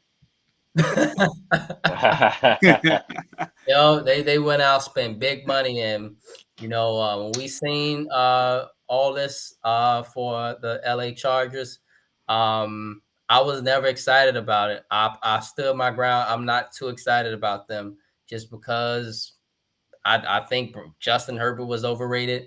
Brandon Staley, he didn't really prove himself, and just the team, they just I never seen them do it, and so yeah. They definitely made a good move by getting rid of Brandon Staley, who historically lost that game to the Jaguars last year. It was like, what? How do you lose that? And they got rid of the GM. They got rid of the dummy that kept them around. Right. He tried to talk his way into them not firing him. So you can look at every great coach and see a loss of, bro, get out of here, bro. Get out of here. You can look at every great coach and see, losses like this. He did say that. Don't let the door hit you in the ass on the way out, bro. They asked him, like, do you think you still hate Johnson? I was like, I don't know. But, yeah, every great coach had losses like this before. But I know with the time and effort I put into this team, I feel like I still deserve to be. Like, no, you don't. Like, this is the time and effort that you put in, and you lose like this. Nah. They not listening to you. They don't respect you. That's what it is. Right. Yeah. Have a nice night. Your Uber's outside. Yeah. And you can, like as you just stated, Jamar, what's he putting in the effort? When you put in the effort on something, it shows. It really does. And so maybe Brandon, he firmly stood his ground in the media, stating that he put in the effort, but it just didn't show. It did not show. And so we'll see what happens with Brandon Staley in his career. Will he be an NFL head coach again? Possibly not. But almost no, don't say that. Right. But he end up being a coordinator, maybe even go down to the college level. What was you gonna say, Chris? Somebody who's trying to tank might take him. Okay. He can do that for you.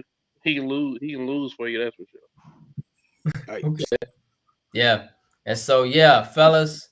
Yes, let's now progress. And so I am hopeful that we can see the screen. Yes, we can. Fantastic. And so with that being said, let's now make our picks for NFL Week 15. We have a variety of important games here, y'all, because it's a lot of teams fighting for that playoff positioning. And so let's begin with the Vikings and the Bengals. And so, Jamar, we'll go with you, Ian, and then you, Chris, and I'll give my pick as well. And so, good morning, Vic. Good morning, Vic.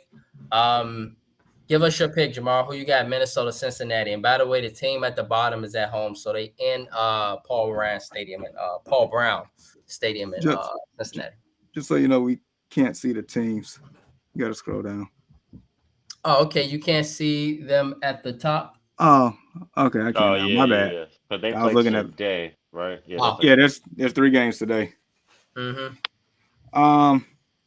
Soccer vision. Oh, my bad. This dude. All right. So I'm going to say I'm gonna pick Cincinnati. This Jake Browning guy. I mean, he's slinging that ball. He is slinging it. Pause. Joe Mixon out here still doing his thing. Chase still doing his thing. Definitely Chase. Yeah, for sure. Him and Mixon balling. Higgins is back healthy. Defense still, you can still throw on them, but I think they make enough plays here. You got Nick Mullins at quarterback. They benched Dobbs. Yep. Maybe that offense looks terrible, man. They look so awful against the Raiders last week. I mean, when the score is 3-0 and they didn't kick the game-winning field goal until like under 2 minutes left in the fourth quarter, that's problematic for both teams. Mm-hmm. At least the Raiders responded with 63 the other night. Facts. But I guess the only chance I feel like the Vikings got if they really give the ball to Justin Jefferson and let him play. And I'm excited to even watch this because I want to see Chase and Jefferson back at it as they were teammates at LSU. So I'm actually looking forward to this game. But I got Cincinnati. Okay. Yep. And I got Cincy. I like the way Jake Browning is playing. Okay, Chris. I like Cincy as well. That Jake Browning looking good, man. I watched a couple of their games and he making the right plays, making the right decisions. It look like the team is rallied around them. And Minnesota is missing Jamar's boy empty calories. Yeah, I think this is a really good game. Minnesota, I do not think they are fazed by playing outside because they come from Minnesota. And so, two backup quarterbacks doesn't seem like it's going to be offensive fireworks. At least I don't think so. This is going to be a good football game because Minnesota does have a good defense. They do. And low key, they have been very stellar for most of the season, regardless of the quarterback play. That's why they sit at 7-6. And so I do like how Jake Brown is playing. I'm going to go with Cincinnati, but I could see Minnesota giving them a big problem this game. I think that's a really good game right there. I think that's a really good game. Pittsburgh and Indianapolis. Speaking of backup quarterbacks, another one. And so who you got for this one, Jamar? They are in Indianapolis. This is ugly. I'm sorry, Chris. This game is ugly. Hey. Look. It's like, do I trust Minshew Mania? Do I trust the former number 10 that used to be here? Oh my gosh. Nah, fellas, don't tell Chris I'm saying this, but I'm gonna take the Colts. I think Minshew is a little bit more polished, a little bit more pizzazz. I feel like I trust him with the football a lot more than Mitchell Trubisky out here. And the Colts can put up points. If the Colts get up early, I don't see the Steelers having any shot to try to climb back in this game. So I'll take the Colts. All right, and who you got, man? We stated last week Mike Tomlin was a better head coach possibly than Tom Brady. If he who we think he is, could he pull this off? And so who you got for this one, Ian? I got the Colts. Steelers suck. They don't get the ball enough to George Pickens. Najee Harris is. I don't know where Najee Harris been. He's been here. I don't even know who that kid is anymore. Dang. Mitchell Trubisky is just a backup. Yeah. He Colts sucked. in a blowout. Colts in a blowout. Jonathan Taylor's gonna rush for 300 yards. On the IR, he's gonna rush for 300 yards. God. Now I don't necessarily know if that defense gonna be giving up a lot in Pittsburgh, but that offense is just they're not gonna have no choice. They're gonna be on the field too much. Right. They probably get tired, man, because man, that offense, I mean, I just hate to see this, fellas. I hate to see a team that potentially could be a second-round team if they had good quarterback play, Jamar. Pittsburgh is a good overall team. It shows you how important a quarterback is, how vital he is for your team. And Pittsburgh, I mean, 7-6 for they're not 7-6 for no reason. You know, your parts on a team can win you games. If you got good special teams, you got good defense, you got a good running game, you got one good receiver you can throw the ball to, you know, and you got a great head coach. But if you ain't got the quarterback, dude, there's no business. They should be on a 2-game losing streak to the 2 teams that they lost. They should be 9-4. They should be having an opportunity to be playing for a 1 seed, let alone the division. That's what they should be. Yet they in purgatory almost. I don't know what to tell you. Crazy, man. Yeah, Chris, who you got for this one, bro? I'm going my guys. Minshew, we still got two pretty good receivers, man. I think Pittman's gonna do his thing. Minshew's been doing not bad. I've been happy with it because we've been in games because I wasn't happy about it obviously when it happened, and Pittsburgh is just a dumpster fire at this point, man. Yeah, dumpster fire, man. Unfortunately, Mitchell, prove us wrong. Prove us wrong on our Early Morning Sports Talk podcast. I am rooting for you as a former Bears quarterback. I want to see you succeed. Nah, dog. Prove us right. Okay. I'm gonna go with Indianapolis though, because I've been talking about this team for a while and believing in them. And so Indianapolis, if you want to be a wild card team, you might want to win this game. So this is a big game for both teams. Denver, speaking of wild card, playing well as of late. Who thought they would be here, Chris, after that 70-point out versus Miami and their start at the beginning of the season and then their tumultuous season last season? But it looks like now Russell Wilson is balling out. And shout out to Ciara, his wife, who just gave birth to their 3rd child. They are getting it in. And so Ciara just gave birth. Oh, my gosh. Ciara be a kid-friendly show. Ciara just gave birth. On top of that, the defense is playing well and Russell Wilson is playing well. And Detroit ain't playing well. They've been squeaking by, as you guys know. We should have beat them a couple weeks back, and we be 6-7 somewhere fighting for a wild card. Ugh. We would have just won that game. If we would have just beat Denver, Jamar, if we would have just beat Denver, we'd be 7-6. We'll be 8-6. So we should have beat Detroit. We should have beat Detroit twice. Should have beat Minnesota too. Ugh. Up in that game. Oh God. Ugh. Come on, Bears. Come on, y'all. Man. Jesus Christ. It just upsets my morning. Anywho, Jamar, man, who do you got for this game? Because I want to get into the Bears talking about have-nots. 5-8 should be something else. Anywho, who do you got for this game, man? This one is very tough. I was struggling with this yesterday as I was opening up my DraftKings app on this one.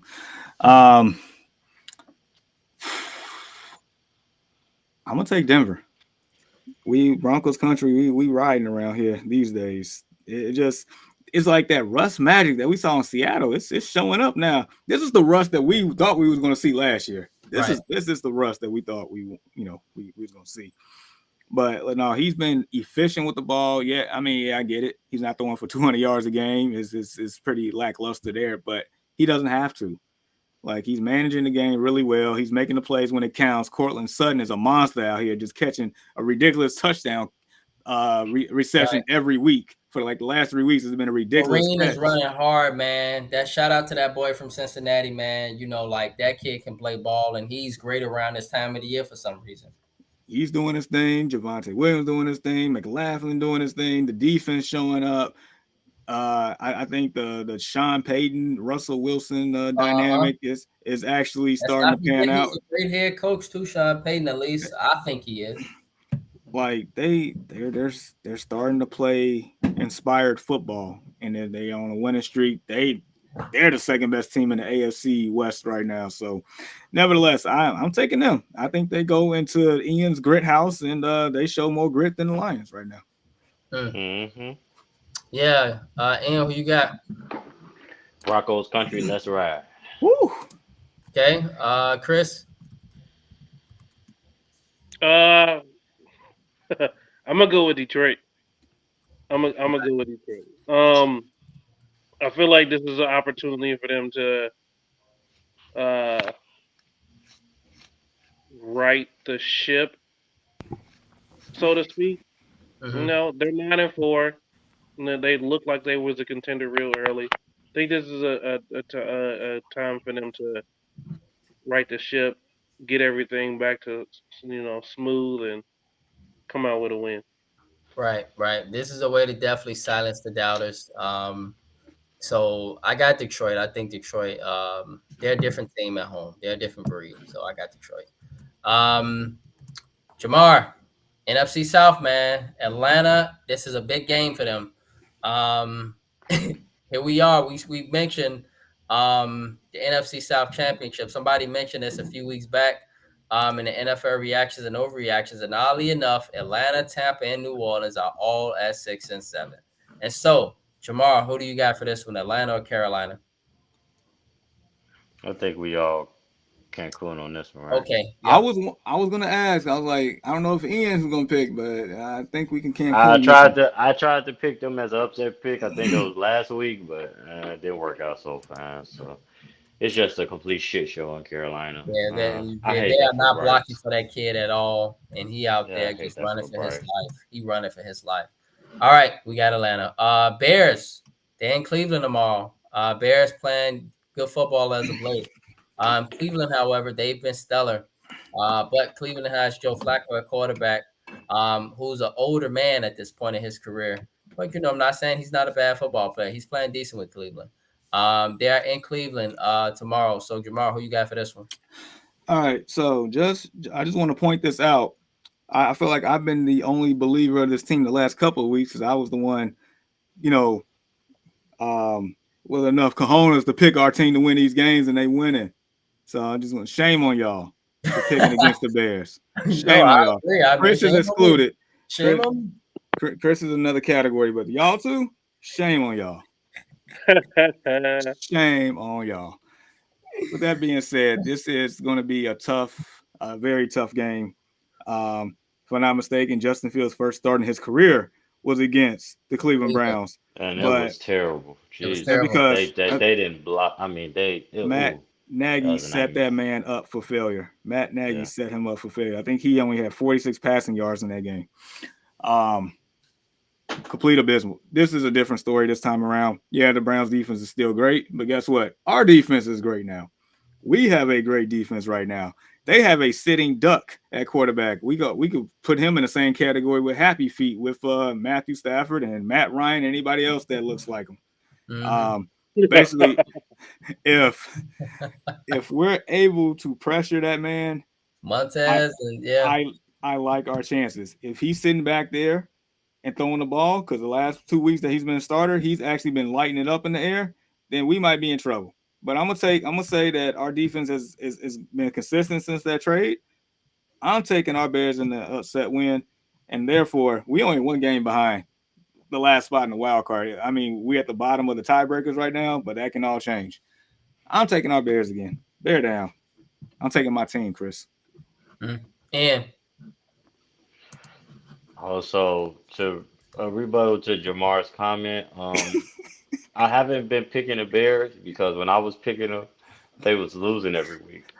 So it's kind of like reverse psychology because every time I don't pick them, they win. So I'm not gonna Jamar, do pick you the ever go Bears. through that in Chris sometime too, man? You be like, I will, man, I really want to do this, but I seen it's been happening so long. Let me just try this. yeah. So I'm gonna pick the It Browns. happened to me before. I've done it, man.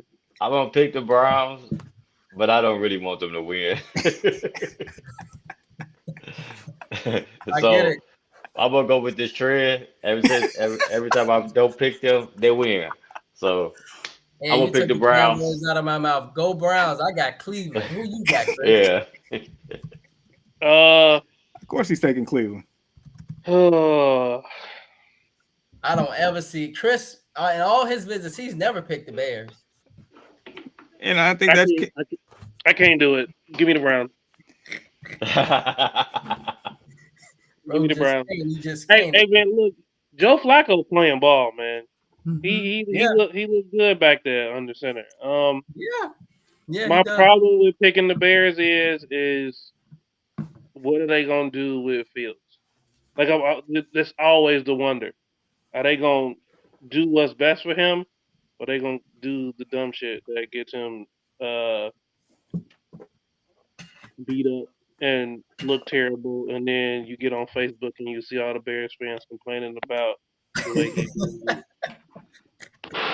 He scrolled through his timeline and see number Bears fans going crazy, Chris. I know It way was- too many of them. I'm telling you, man, it'd be crazy on our timeline too. Every time the Bears play, it'd be lit. All right. Tampa Bay and Green Bay. Jamar, who you got for this one? I'd rather reside in Tampa Bay instead of Green Bay. My gosh. True. I agree. I actually saw Lambeau Field with my own eyes one time. Disgusting. Anyway, It looks disgusting, really. I mean structure-wise, it actually looks like a nice stadium from a distance, but I'll never give them official credit for that. But anyway, Right.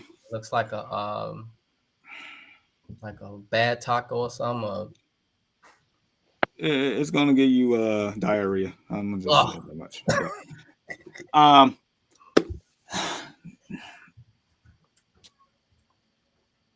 I can't do it. I'm picking Tampa. I can't do it. I can't get that man any love. Pun intended. I can't do it. Respect, Okay. respect. And who you got, bro?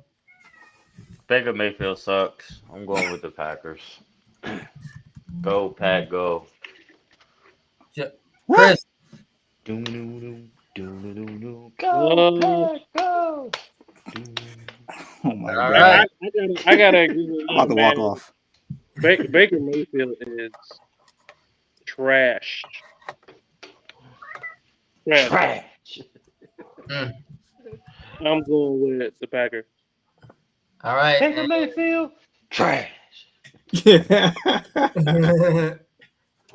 Yeah, I'm gonna go with the Packers at home tomorrow. I think that home field plays a good advantage y'all in December, especially if you're coming up from Tampa.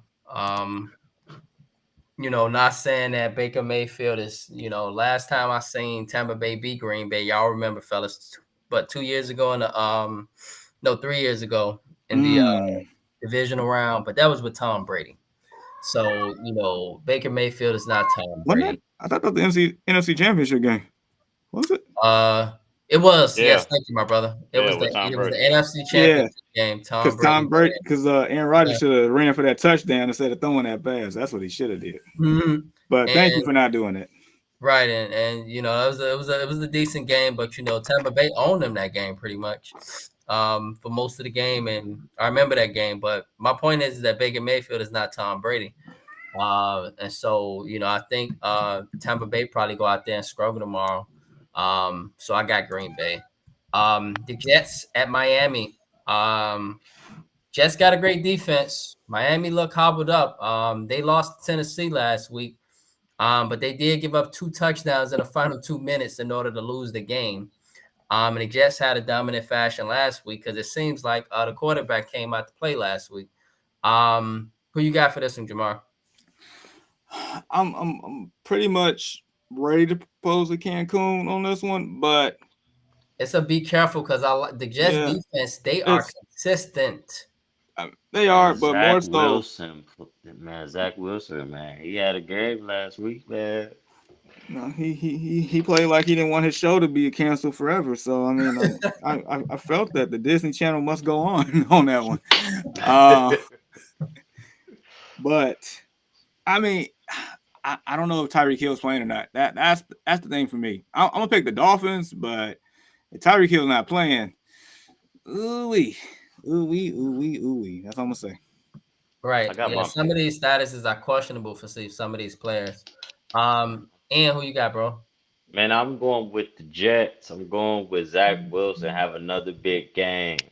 I'm going with the Jets. So they get it done in Miami tomorrow. Yeah, they go to Miami, party at Live after the game. Yeah. Chris, bro, who you got? I'm gonna go. I've been watching Hard Knocks, so I'm gonna go with Miami. Okay, yeah. It's fun watching that show. I mean, watching that team on that show. They coach is man genuine I love that guy. I don't even know him, and I love him. As genuine as you could As they possibly come. go. He's so real. Yeah, he's a good guy. Yeah. Yes. Yeah, Yes. I'm gonna go with Miami, fellas. Yes. All right, Giants at the Saints. Big game for the Saints. Who you guys got Saints. tomorrow? Who's that quarterback? For who? So, The Derek Saints. Carr. The Derek Carr. Saints. Yeah, he He had a good suck. game last week. He be up and down, man, and Man, he James get in suck. the game for the Saints. He be throwing all type of crazy Yeah. touchdowns, and then at the Jameis final is drive of slow. the game, I he think always Jameis throw is an slow. interception. Always. Poor Jameis Hey, is slow. the last one when the first game he came in for him, I was sitting with my girl and I was like, she's like, "Oh, he doing pretty good." I was like, "Yeah." I was like, "I bet you $10 he in this game with an interception." And he definitely did. exactly. Got your $10. Yeah. Yup, It's that like boy, it's automatic, man. bro. It's automatic. Automatic, ain't it? I mean, he get in the game, man, and he'll lead you. He led them to comebacks like 3 games this week, season, fellas. Y'all know, I y'all mean, watch football. I And mean, then when it come down to that final drive, that key moment, those key moments, Jameis just, Throw the I ball to the mean, other team. did we forget that ESPN's 30 for 30 is sponsored by Jameis Winston? give you touchdowns, give you picks. That's what he do. Man. And, So yeah. sorry. So for this game here, I'm gonna take the quarterback I trust more. I'm gonna take the Giants. I don't trust Derek Carr. I can't do it. I'm sorry. Like Kamara still probably get his, but I just feel like DeVito gonna find a way to win this game. As Go ugly take as that some sound. If anything, they're gonna cover the spread. So I got the Giants. Go take some Yeah. Just imagine, fellas, if Atlanta, Tampa Bay, and the Saints lose. This would just be nuts. But anyhow, and who you got? It's tough, man. I don't like Derek Carr, but I love Alvin Kamara and Chris Olave and Shaheed and some of the weapons they got over there. Marshawn Lattimore, Cameron Jordan is an animal, but Derek Carr sucks. I guess I'll go with the Saints. All right, yeah. Chris. I'm definitely going with the Saints. All right, yeah. I got the Giants. I think the Giants come in. DeVito, yeah. U of I kid. I think he go in and beat the Saints. Jamar, Houston, Tennessee. Tennessee it's a come off a tough good one. win last week. Houston come off. Did they? I think they lost. They lost. Yeah, to they the lost Jets. bad. So Everybody's yeah, hurt in Houston. right. CJ CJ, Stroud, Nico he's not playing Collins. tomorrow. Davis Mills is starting. And so, who you got for this one, Jamar? They're in Nashville. This is ugly, but I'll take the King. Give me Tennessee. Yeah. Who you got for this one? Ian. Unfortunately, I have to go with Tennessee. No CJ, no Nico Collins, no Tank Dell. I've Right. gotta go with Nobody. Tennessee. No. What's the edge rusher that they just drafted too? He's out too. Will Anderson, he's Yeah. out too. Yep. Oh wow. Yeah. Oh wow, Will Anderson's out too. Okay. Yeah. Chris, who you got? I'm gonna go with Tennessee, man. Even though I need them to lose. Even though Right. actually, you know what? No, I need Tennessee to win. That's a lot. Tennessee And to CJ, win it. There you go. yeah, CJ Wow. not playing. CJ not playing. I don't see them doing anything in Houston with CJ not playing. Yeah, I'm with y'all. This is Cancun, Tennessee. Kansas City, New England. Is this a Cancun, fellas? Anybody got New England? Crickets. No, nobody Okay. has New England. All right. Yes. So we all got Kansas City. Is They it suck. another? Is it another Cancun, or is this a dangerous game with Kyler Murray on the field? I want to get your thoughts first, Jamar. So, like these division games, like in the NFC West, like they still play them. They still play tough, but man, dude, nah, man, this can't go. All right, I yeah, can't for do it. me it's a Cancun. I sit there and debate. That's why I wanted to get your opinion first, because, Arizona, they've been playing a little hard with Kyler Murray. He's been doing a little magic actually. I do think it's a dangerous game though. I don't think San Francisco just beat up on them.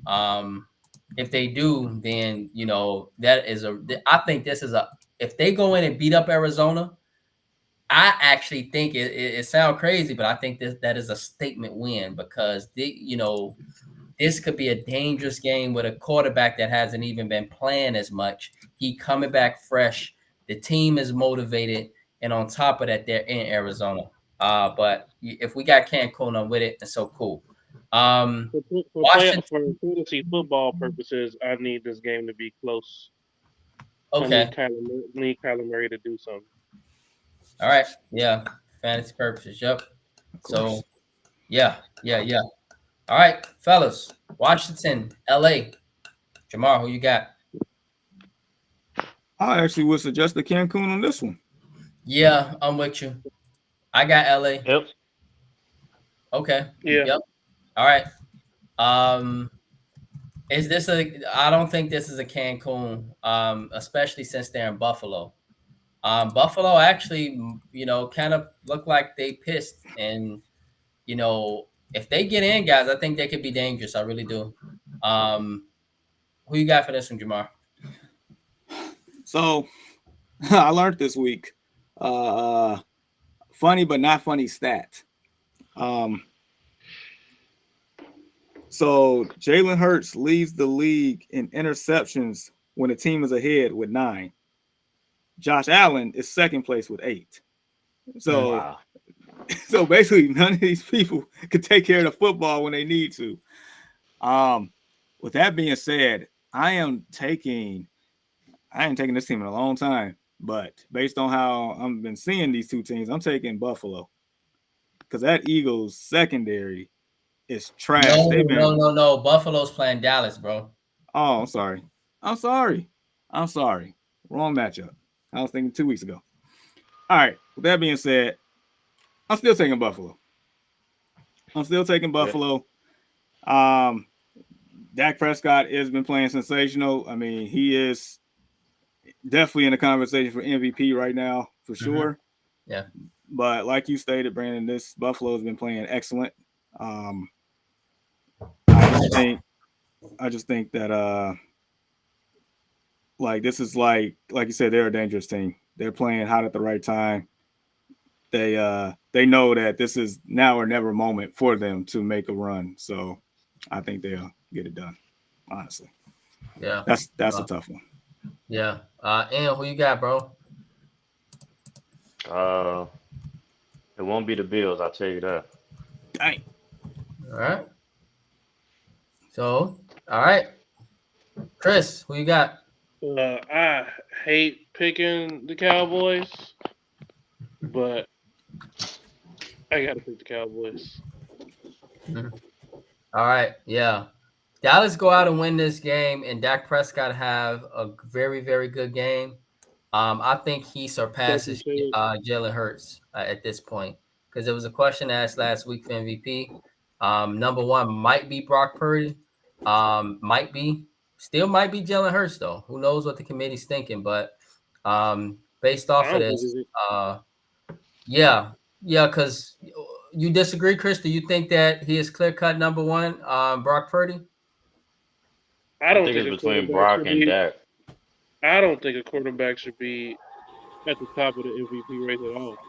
You think it should be Christian McCaffrey or Tyreek? I think it should be Cheetah or the Swiss Army knife. Okay, Christian McCaffrey. Okay.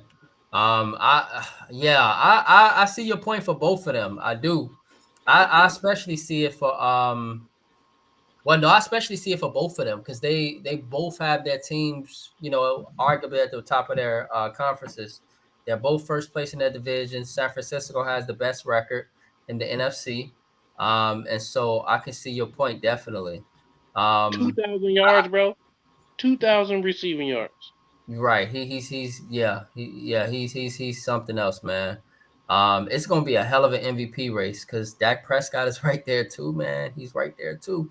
And so if he go into Buffalo in that hostile environment, that weather, and this team playing for something, he go out and he wins that game. I'm just telling y'all what's gonna happen on Monday. More people gonna be screaming for him for MVP. That's just gonna be it. Will he actually be the front runner? I don't know, but it will certainly help his case. With that being said, though, I got Buffalo. I think Buffalo wins because of that weather. I guarantee it's probably going to be bad weather up there, and it's going to be snowing probably. It's going to be cold. Whole lot different from Dallas. Whole lot different from Dallas. And so for that reason, I got Buffalo. Buffalo, I think, is still a decent football team. And when Josh Allen comes to play, it ain't too many teams that can just push over Buffalo. I know that for a fact. So Baltimore, Jacksonville, Trevor Lawrence, it looks like he is questionable. His status, I haven't gotten an update on it. I was checking on it yesterday. I don't know if he's playing, fellas, but I don't know if he is playing. But regardless, Jamar, do you still got Baltimore regardless? Yeah, man, that They're defense disappointed me a little bit last week, but they sure know how to, even in a tough and even in a tough matchup, even in hostile situations, they still find a way to win. I don't think Jacksonville offense is explosive as the Rams by any means, especially without Christian Kirk anymore. Yeah. Trevor Lawrence nowhere near 100%. I think Baltimore's defense is going to ramp up this week. And as good as the Jags play, I don't think they can take the Ravens out. So I definitely got Baltimore. All right. Yeah. Check this out. Houston got a chance. I mean, I know it sucks. I mean, imagine if Houston was healthy. There could be a tie for this division come next week. And who you got? Baltimore, Jacksonville. I got Baltimore. Chris. I'm gonna go with Baltimore too. That defense is gonna try to make a statement. I I think. got Baltimore too. Philly, Seattle. This is a crucial game for Seattle. They at home, Philly in a blowout. but they playing Philly. I don't know. For you, and speak for yourself, my brother. Philly ain't been all that impressive for me as of late. If they gonna, Jamar, all you I gotta mean, do is get DK Metcalf mad. He gonna throw himself out the game. slam the linebacker. I mean, Shout out. I mean, did y'all see that slam he did on that linebacker, man? Oh Yeah. my goodness, he's strong. Like, ooh, That'd be the game plan this week. Make him mad. Yep. man. He said he show us he can control himself. Make him mad. oh man, He do be getting into a lot of stuff low key. That's a good point, Ian. Jamar, who you got, bro? man, taking Seattle. I'm taking the Seahawks. Like I mentioned, I guess unknowingly earlier, but the Eagles they've been thumped twice, 2 weeks in a row. Mm-hmm. That defense, that secondary is atrocious. I mentioned Jalen Hurts leads the league in interceptions, went ahead with 9 of them. Pete Carroll always has his team fundamentally ready and sound. Heck, even Drew Lock last week didn't look half bad. I thought he was going to look terrible. He didn't look half bad. They just happened to play the Niners. This one here, the 12th man, I'm calling the upset. Seattle wins. Yeah, I got to Seattle on the upset too, actually. Chris, who you got? I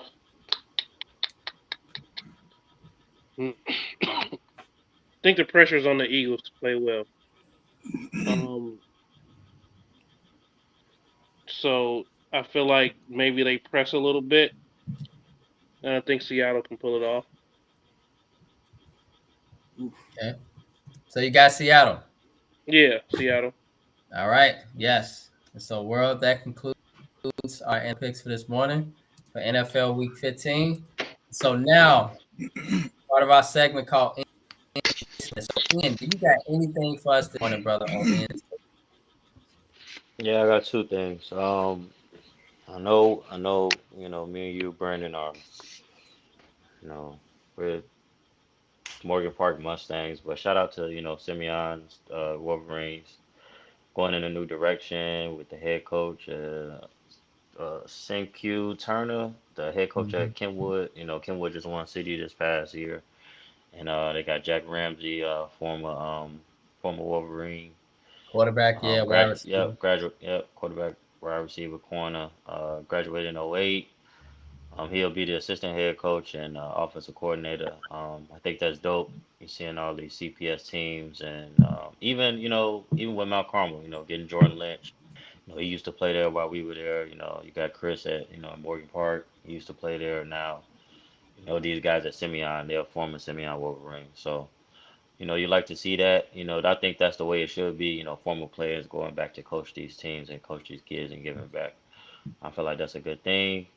And number two, with all the Draymond Green stuff going on, I got a question for you guys.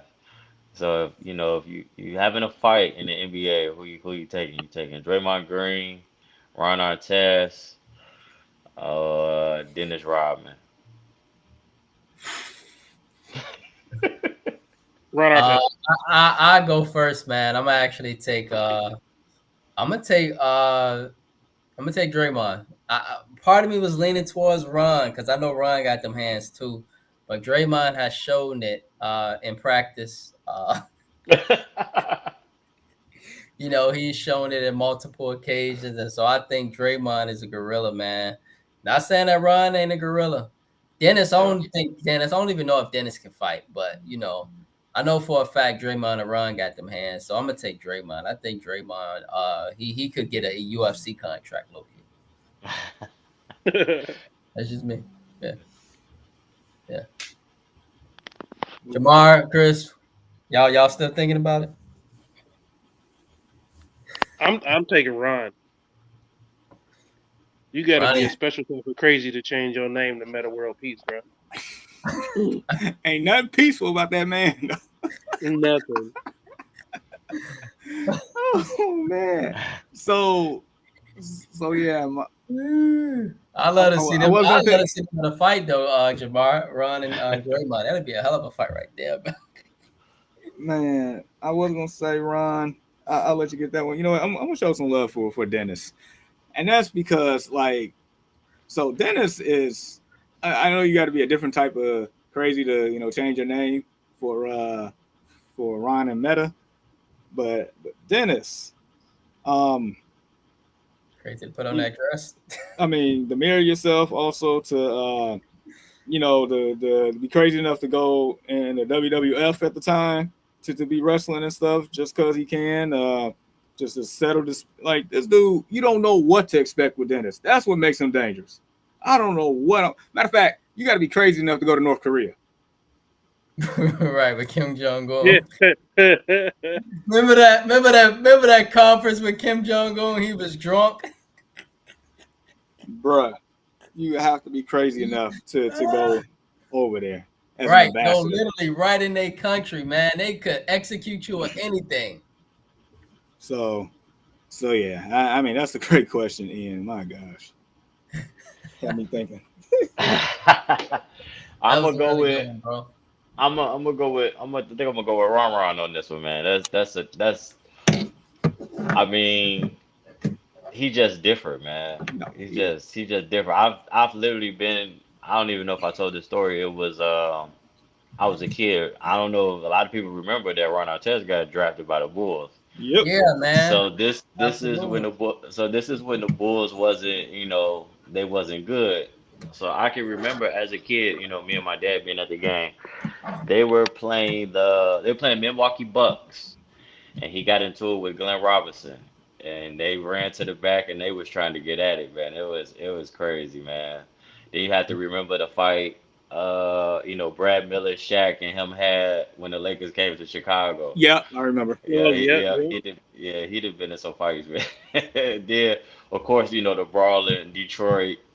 Remember he Dude, elbowed James Harden. he gave him a crescent moon. Remember, he Yeah, bro. elbowed Kobe. He elbowed Kobe too when he was in Houston. Yeah, in the playoffs, yep. Kobe So yeah, respected him for man, that. he's just always into something, man. And it Right. seems like he don't really have it. I think he's came a long way now. I think he do. I think he, like you say, he's been in, what you want to call it? What not rehab, but Canceling. yeah, Therapy. counseling. I think therapy. Yeah, I think he's had a lot of that. But Yeah. man, at one point, Ron Ron, Ron that's the Rollins. wrong dude you want to run. We want to run I'm up on, telling man. you. Want to bother, man. For real, for Telling you. real. So And on top of that, strong than an ox. Stronger than and, an and, ox. and like Chris said, man, you got to be a special kind of crazy to to rename yourself Meta World Peace, and you ain't brought no peace in a long time, bro. None, bro.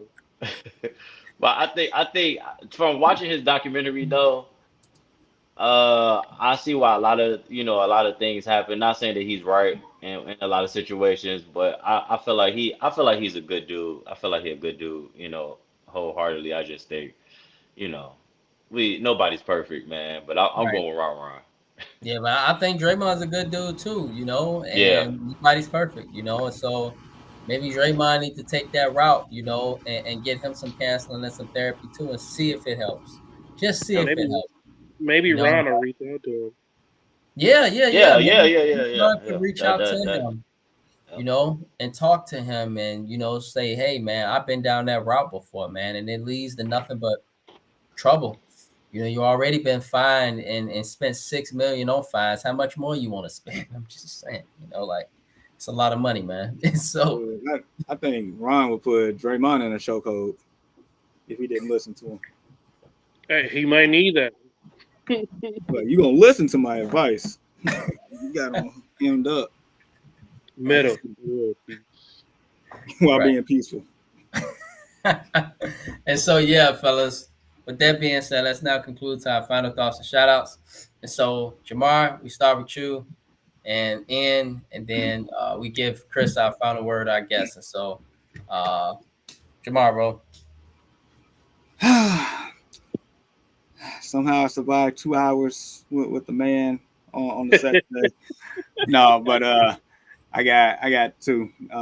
One, first and foremost, it's always a pleasure to have my bro Chris on here. Sir.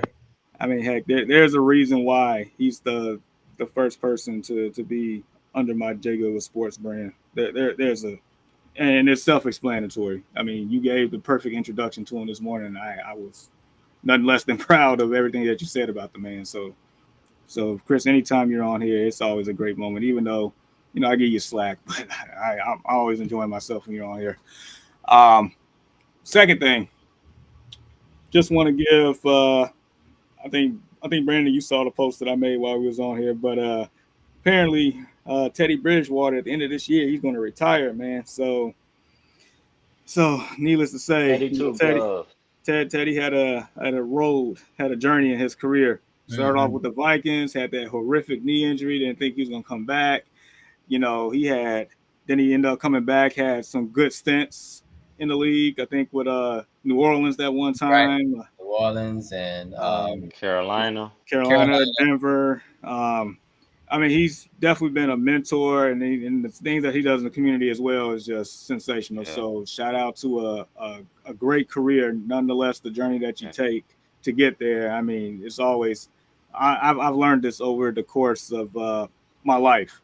Like my English teacher in high school, her name was Miss Smith. She said, success is a journey, not a destination. And it took me until maybe about 3 years ago to actually realize what that meant. And so the journey is I always appreciate the journey more so than the actual destination or where you actually get to, because you just get some more appreciation for it. So I'm sure with his journey and his NFL career, it's definitely, that much more inspiring. So shout out to Teddy. Definitely in the details. Yep. And so, Ian, bro, Final thoughts, shout outs, bro, as we head into the weekend. Shout out to Chris for coming on with us today, man. Had a good time having you on, man. Come back anytime you need to, bro. We appreciate it. Mhm. Um, and just have a good weekend. You know, Christmas is coming up. Enjoy this time with your family. Be safe out here and stay prayed up for sure. Absolute sure, yes, sir. Yeah. Chris, bro. My tablet about to die. Okay. Yeah. And so I think Chris, yeah, he ran into a little bit of phone trouble, but it's all good, bro. Um, Chris, you'll be able to see this online, etc. We definitely appreciate you rocking with us, man, and continuing to support our podcast, support our page. You're very active on the page, man. You give us so much insight on baseball and everything that happens with that. And so that's always a blessing and a wonderful thing to be able to go to you and talk about the biggest things that's happening in baseball and just sports in general. And so that's like absolutely fantastic. And not to mention that the great father you are, man. And, you know, even after tragedy, man, how you rebound and how you show the world to be a great father in the midst of. And so that is just a fantastic thing. And I got the utmost respect and the utmost love for you, my brother. And yes, you know I was going to continue to talk until you got to that outlet. Yes. And so with that being said, Chris, my bro, give us the final words and final thoughts and shout outs. Hey, first of all, thank y'all for having me, man. I love being on the show, the podcast. It's great. I listen to you guys as often as I possibly can, man. It's always good stuff. I enjoy it. And just keep doing what y'all doing, man. I'm gonna try to get on every chance that I get, for sure. And again, it's just a pleasure to be able to chop it up with you guys, about sports and all the interesting topics that we have to talk about. Um, Shout out to my firstborn child. She turned 15 today, Cadence. Happy birthday. Happy Happy birthday. birthday. Appreciate the shout out for that. Um, and that's pretty much it, man. And enjoy your holidays, gentlemen. As much as you can. You know, time is time is something that I feel like people take for granted too much. So whatever time you got, just make sure you take advantage of it and enjoy it to the best you can. True. Yes, sir. Absolutely. And so, with that being said, Chris, we truly appreciate you, my brother.